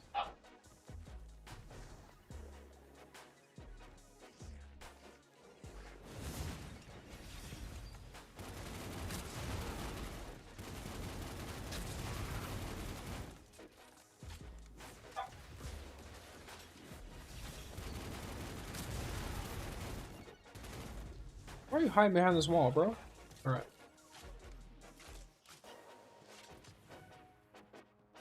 You think it's a bad time to get back into the game, or should I try Rising? To be honest, you could just do both. You could, like, I'd say, right? If you like PvP, Iron Banner's back for a bit. Interesting thing about Iron Banner, you can go to Saladin in the tower and pull Iron Banner weapons for Glimmer. You don't even have to play the game mode if you do hate it. I don't remember if it's like you have to have already gotten the weapon or not. But you can just go and grab Iron Banner weapons from him. I know you can grab ones that you already have. Whether or not you can grab new ones, I don't know. You probably can, because I think that's how it is with most vendors right now, is you can grab everything. But Rising is also totally free, man. Like, you're not going to lose anything from trying out Rising, because if you don't like it, then you're like, all right, this isn't for me. And then if you do like it, guess what you can do? You can play Rising.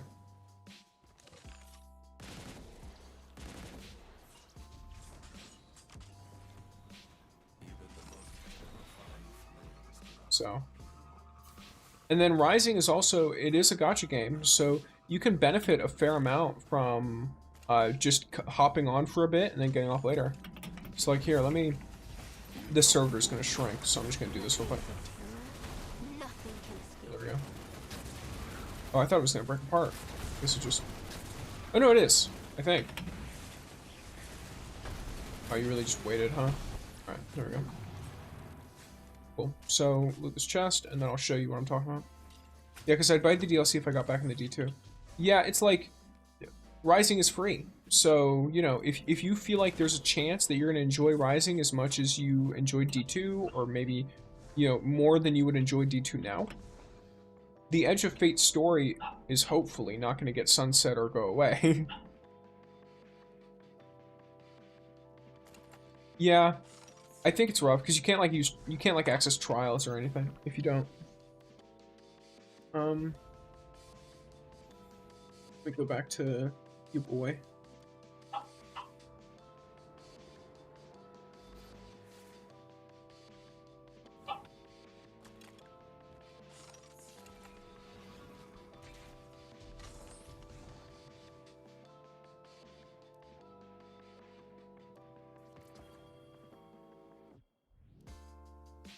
Be safe, you hear me? Yeah, let me, here. So with Rising,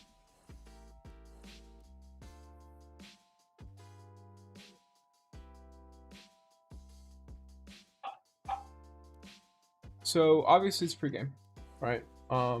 If you want to play it really casually, oh, perfect timing. So you see all this right here? I'm gonna not claim it just yet. So you unlock pretty early on something called Iron Commander. I don't know if you played a gacha game before, Rish. I also, to be honest, I don't know how to pronounce your name. If you want to tell me, then that's fine.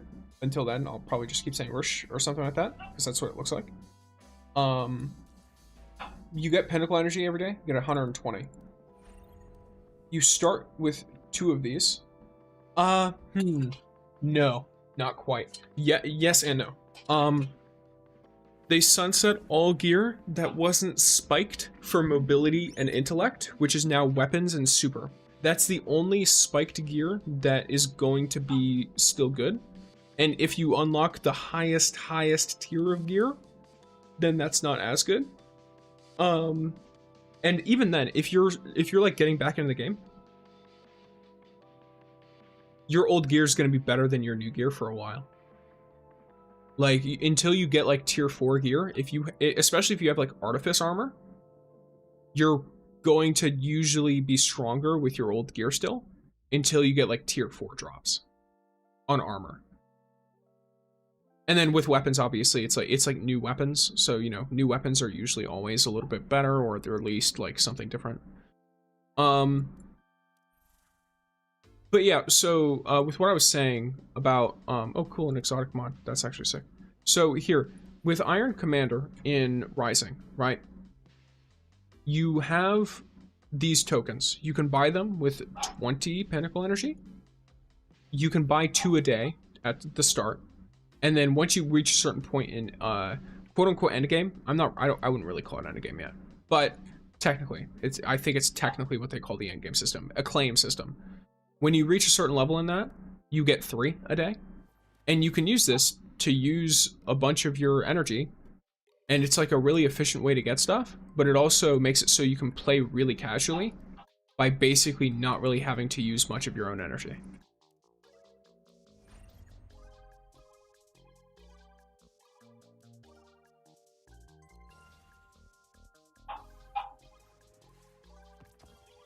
And I'll apologize again, I've got a dog. I have many dogs, but one of them is very loud.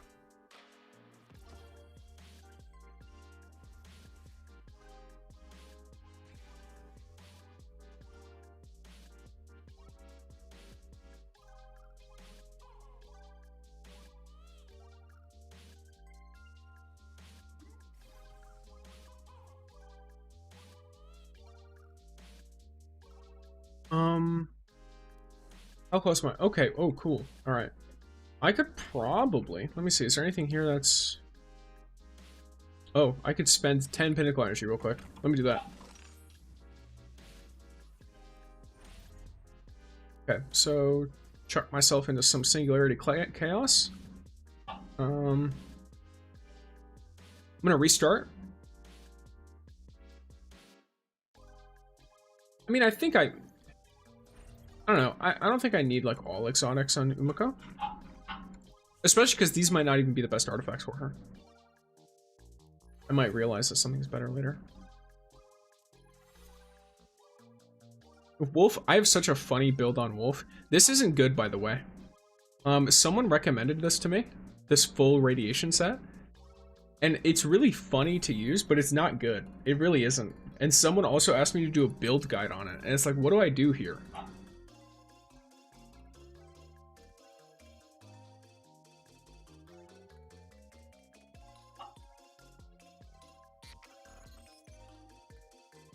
It's basically a build that kills you, by the way. So the main crux here is Rampaging Radiation. Anytime you cast any ability, you start immediately losing 8% of your health per second. And then, or sorry, 8% of your health every 2 seconds. So roughly like 4% per second. But you also deal extra damage. And the effect only happens when you have more than 30% health.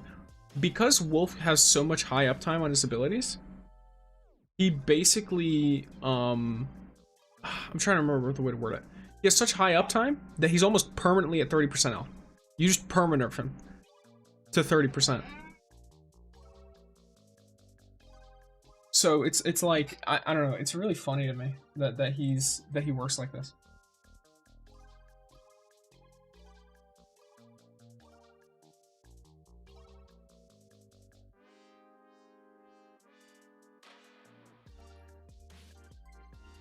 Alright, let me...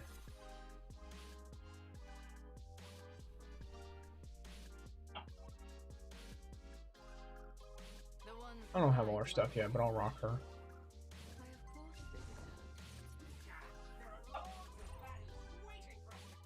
You know what?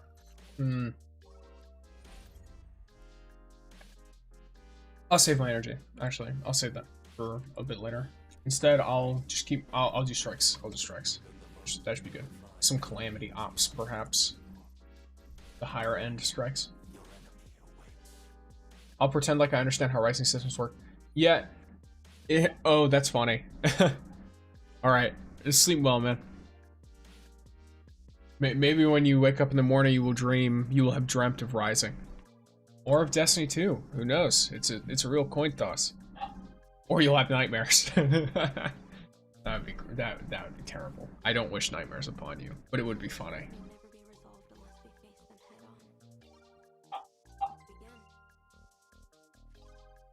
So much desire, so much greed.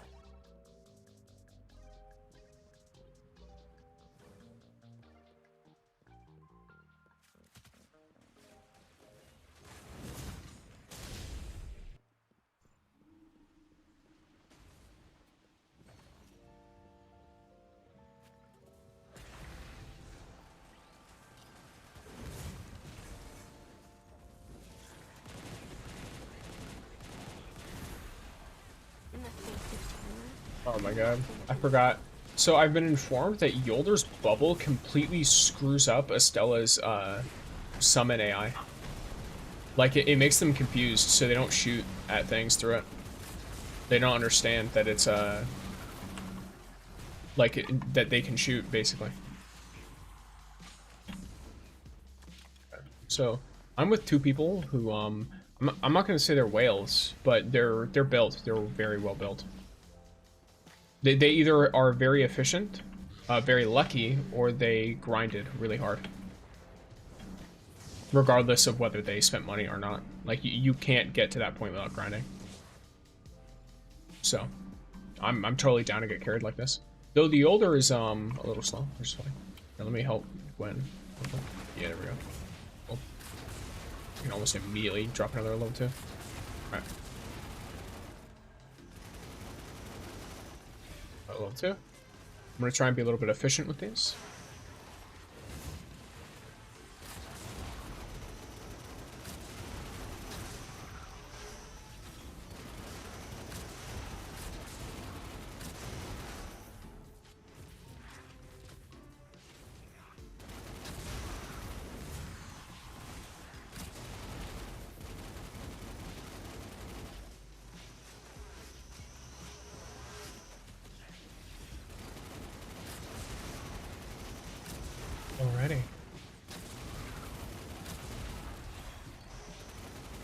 I keep moving around. I need to stand still for damage. It's like fucking 9% damage just going. I keep forgetting. I'm too antsy.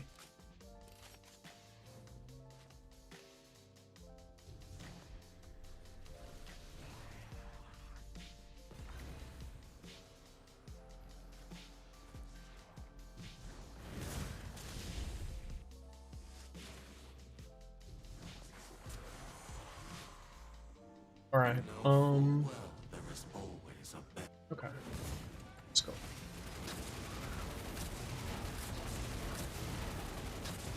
You must face your true self.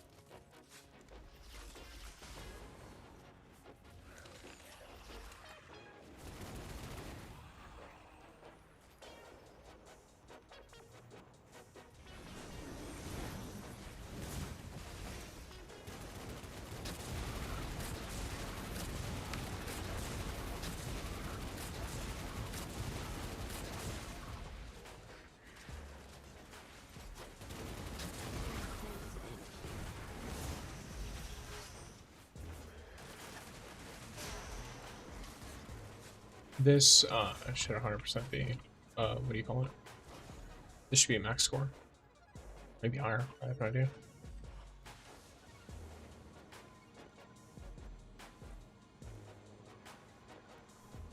Could you, my fish, please respond?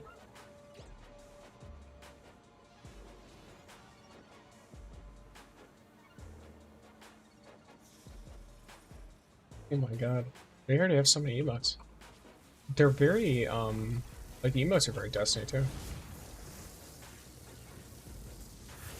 The way they move and stuff. I need to get in here.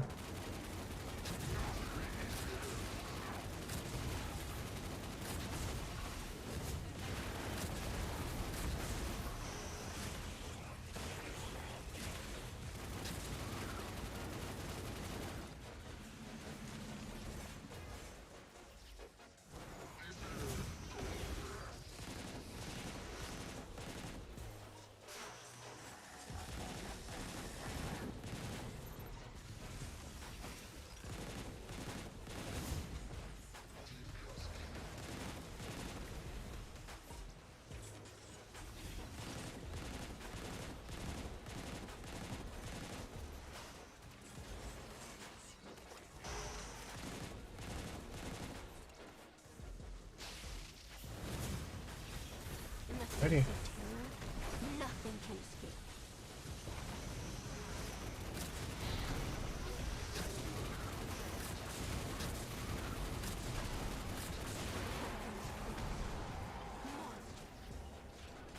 Oh.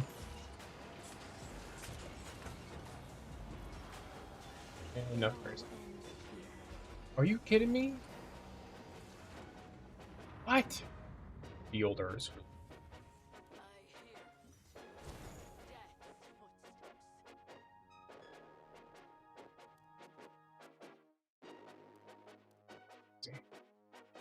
So close. I was so sure of it too. Okay. Oh, we all did about the same though. Aside from her taking extra damage and her healing more. Like on average, we all did roughly the same, but I'm last, obviously. I have way less power than both of them. I'm surprised I was that close to them though. Stella's kind of cracked. Not that I didn't already know that.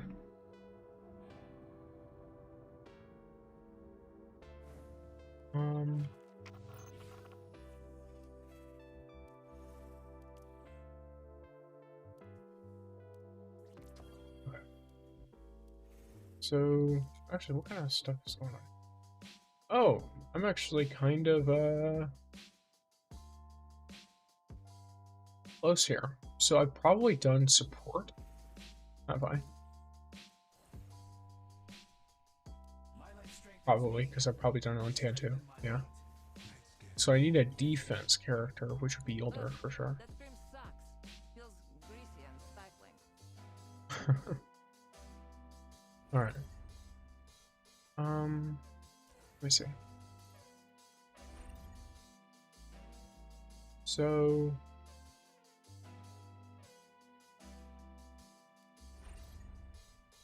this real quick.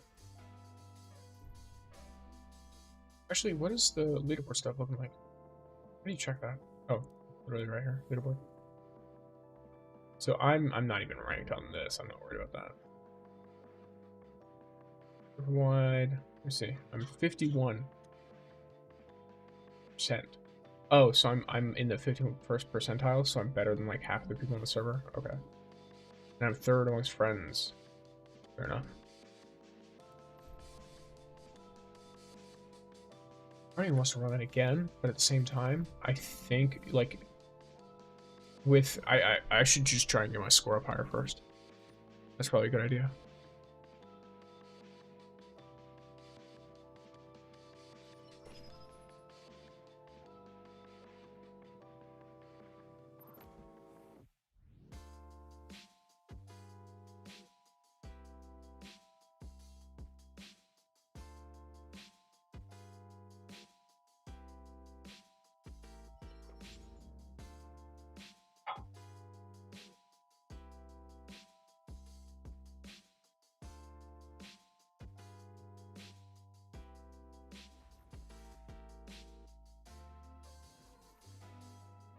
Oh, I might have not even realized what was going on.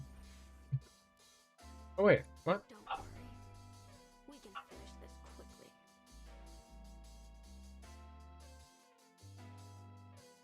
This will be over soon.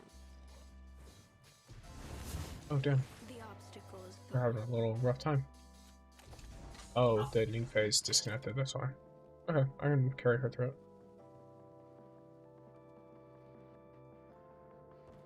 We don't need a third person, and to be honest, I could solo this whole mission, so.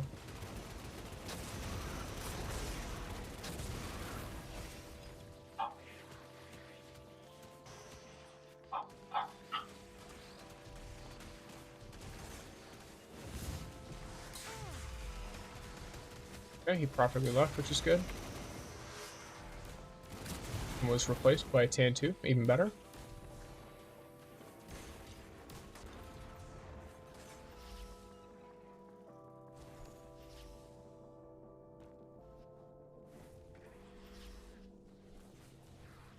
Them going ahead and starting to shoot in rooms that I'm not even sitting in yet is crazy.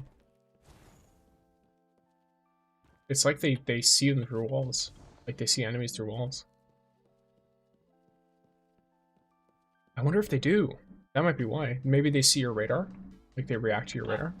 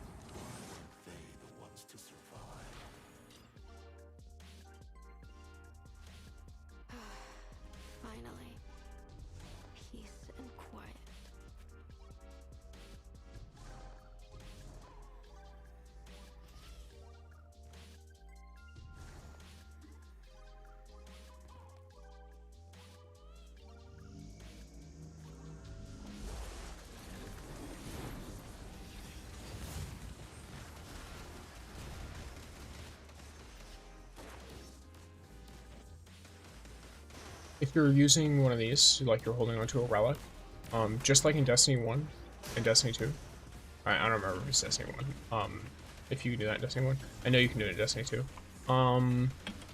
But just like in like OG Destinies, you can swing with it. You'll move a lot faster. You can do that in the other ones too with the slam, but it's like recommended you do it while you're like on the ground, because it takes time to drop. Versus this, because it's a forward dash, you want to jump like this.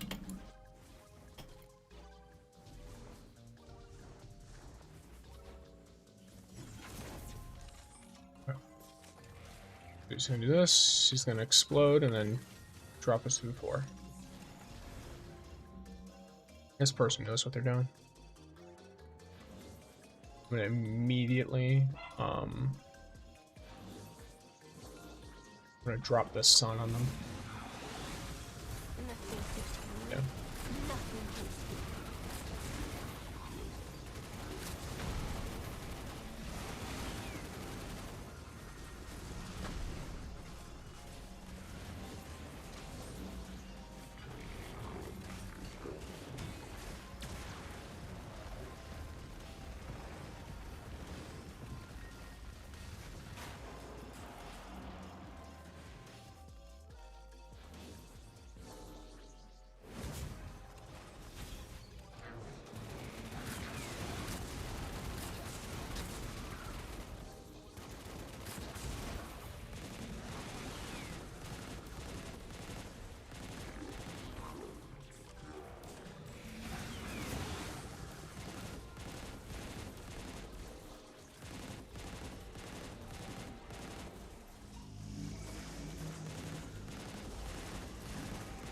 Oh. Wait. Oh yeah. Okay.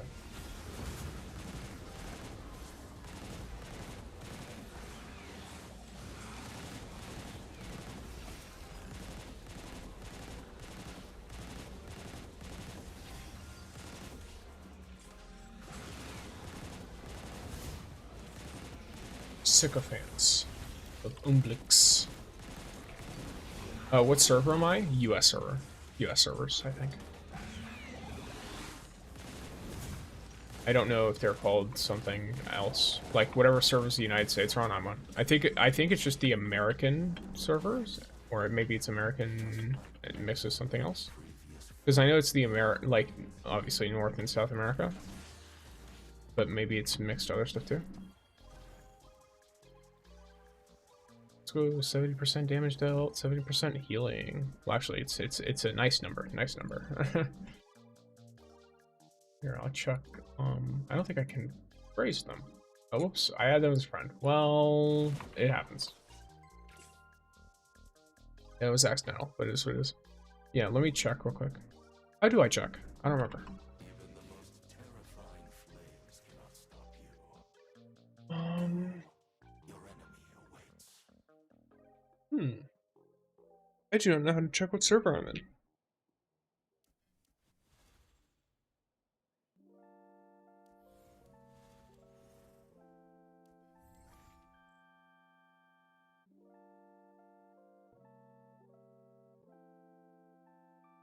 Pumpkin has come to hang out.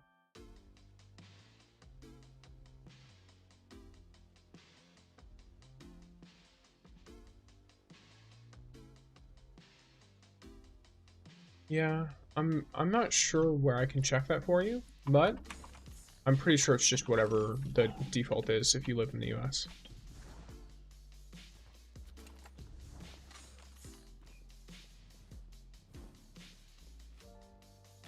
And I've got a wolf pack on here too.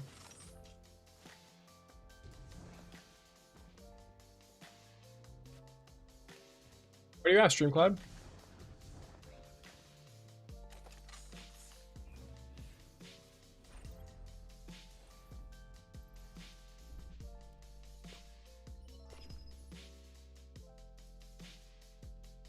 Nice, double new lights. Solid.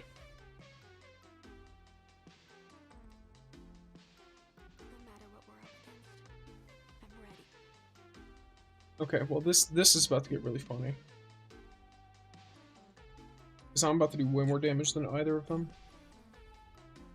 The older, if she places her bubble right, she might still come out ahead of me though. If she like puts it directly on my ult. I've had that happen like twice. Where a Yolder will... I assume it's because they want to give it extra damage, but it breaks the AI on the thing, I think. What I'm hearing. But also, we have to acknowledge, Yolder's just better. Do I have her built? No. Do I still think she's an amazing character? Yes.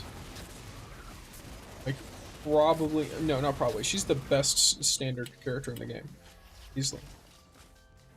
For raid content specifically. Tan 2, I think, is really good in raid content, and he's probably better than her in everything else, but... In anything where you need to keep your teammates alive and you need to eat damage for breakfast, Yolder's your girl. She's your gal.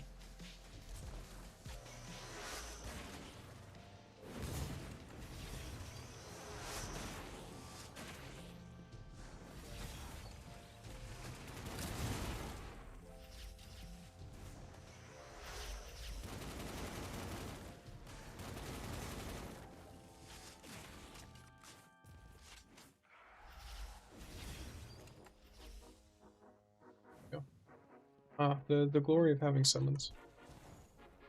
Okay, they finished all the dirty work for us.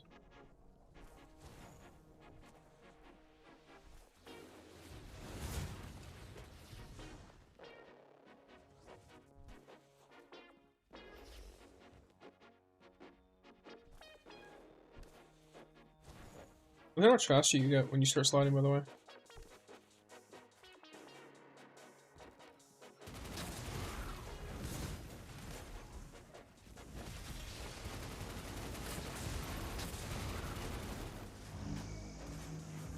Is the strike zone some kind of like rotator?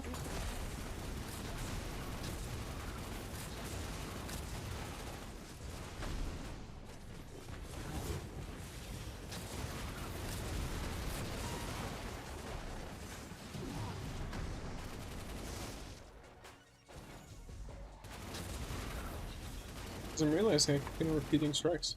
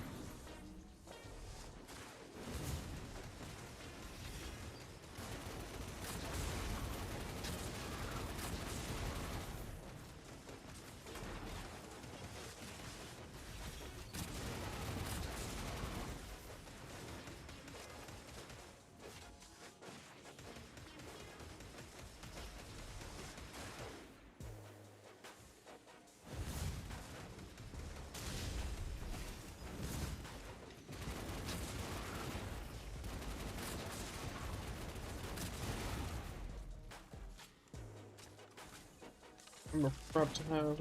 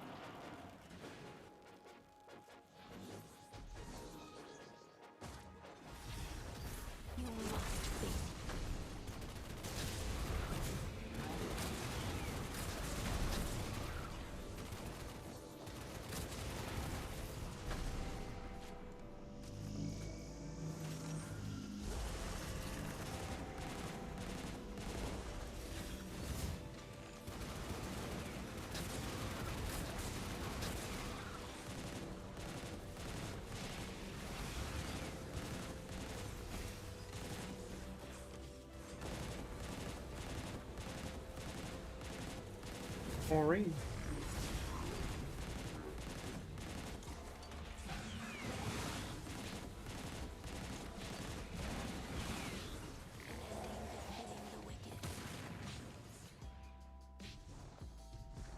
Let's hope for an exotic.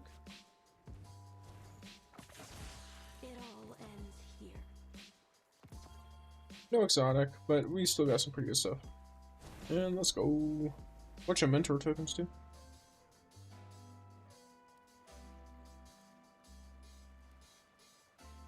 Alrighty.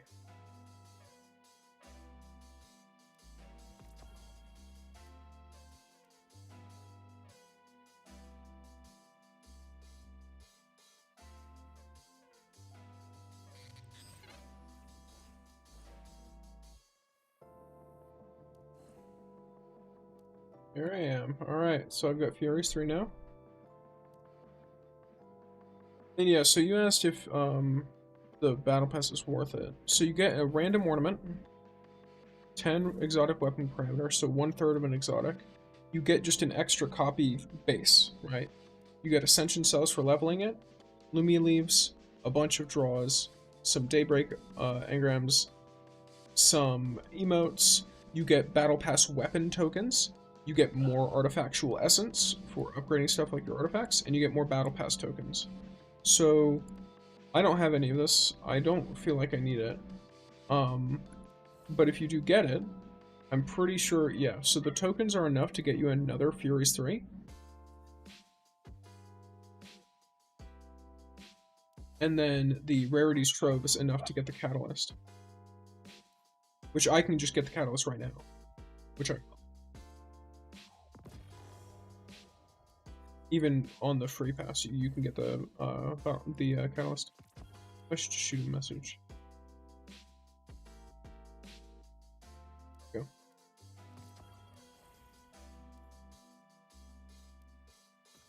Grab some of these tufts. Burn all this currency. I guess I shouldn't burn all of it. I've still got one thing that I'm locked out of.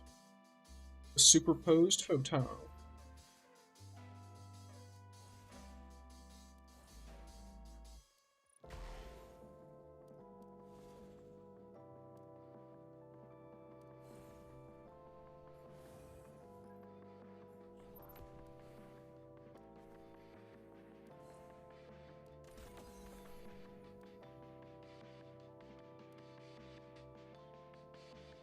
I'm not gonna invest anything in it yet.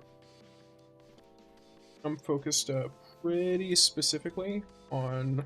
Ooh, okay, so that's good. Below 5 there. Okay, so here's the deal with this one. Okay. This is definitely the vibe. So immediately, one of those. Then I'm gonna take this. This is a huge power increase, depending. Yeah, that's 80 power. So I'm gonna need more of this, which I'll get from Morgren's Prey. But you don't get any of that until you spend the energy stuff. So I'll start working on that like tomorrow or something. And then I'll start getting a setup with Furies to see how that feels. Alright, gamers. I mean, I think we've done a pretty good amount. I'm pretty sick, so my throat is not in the best of condition.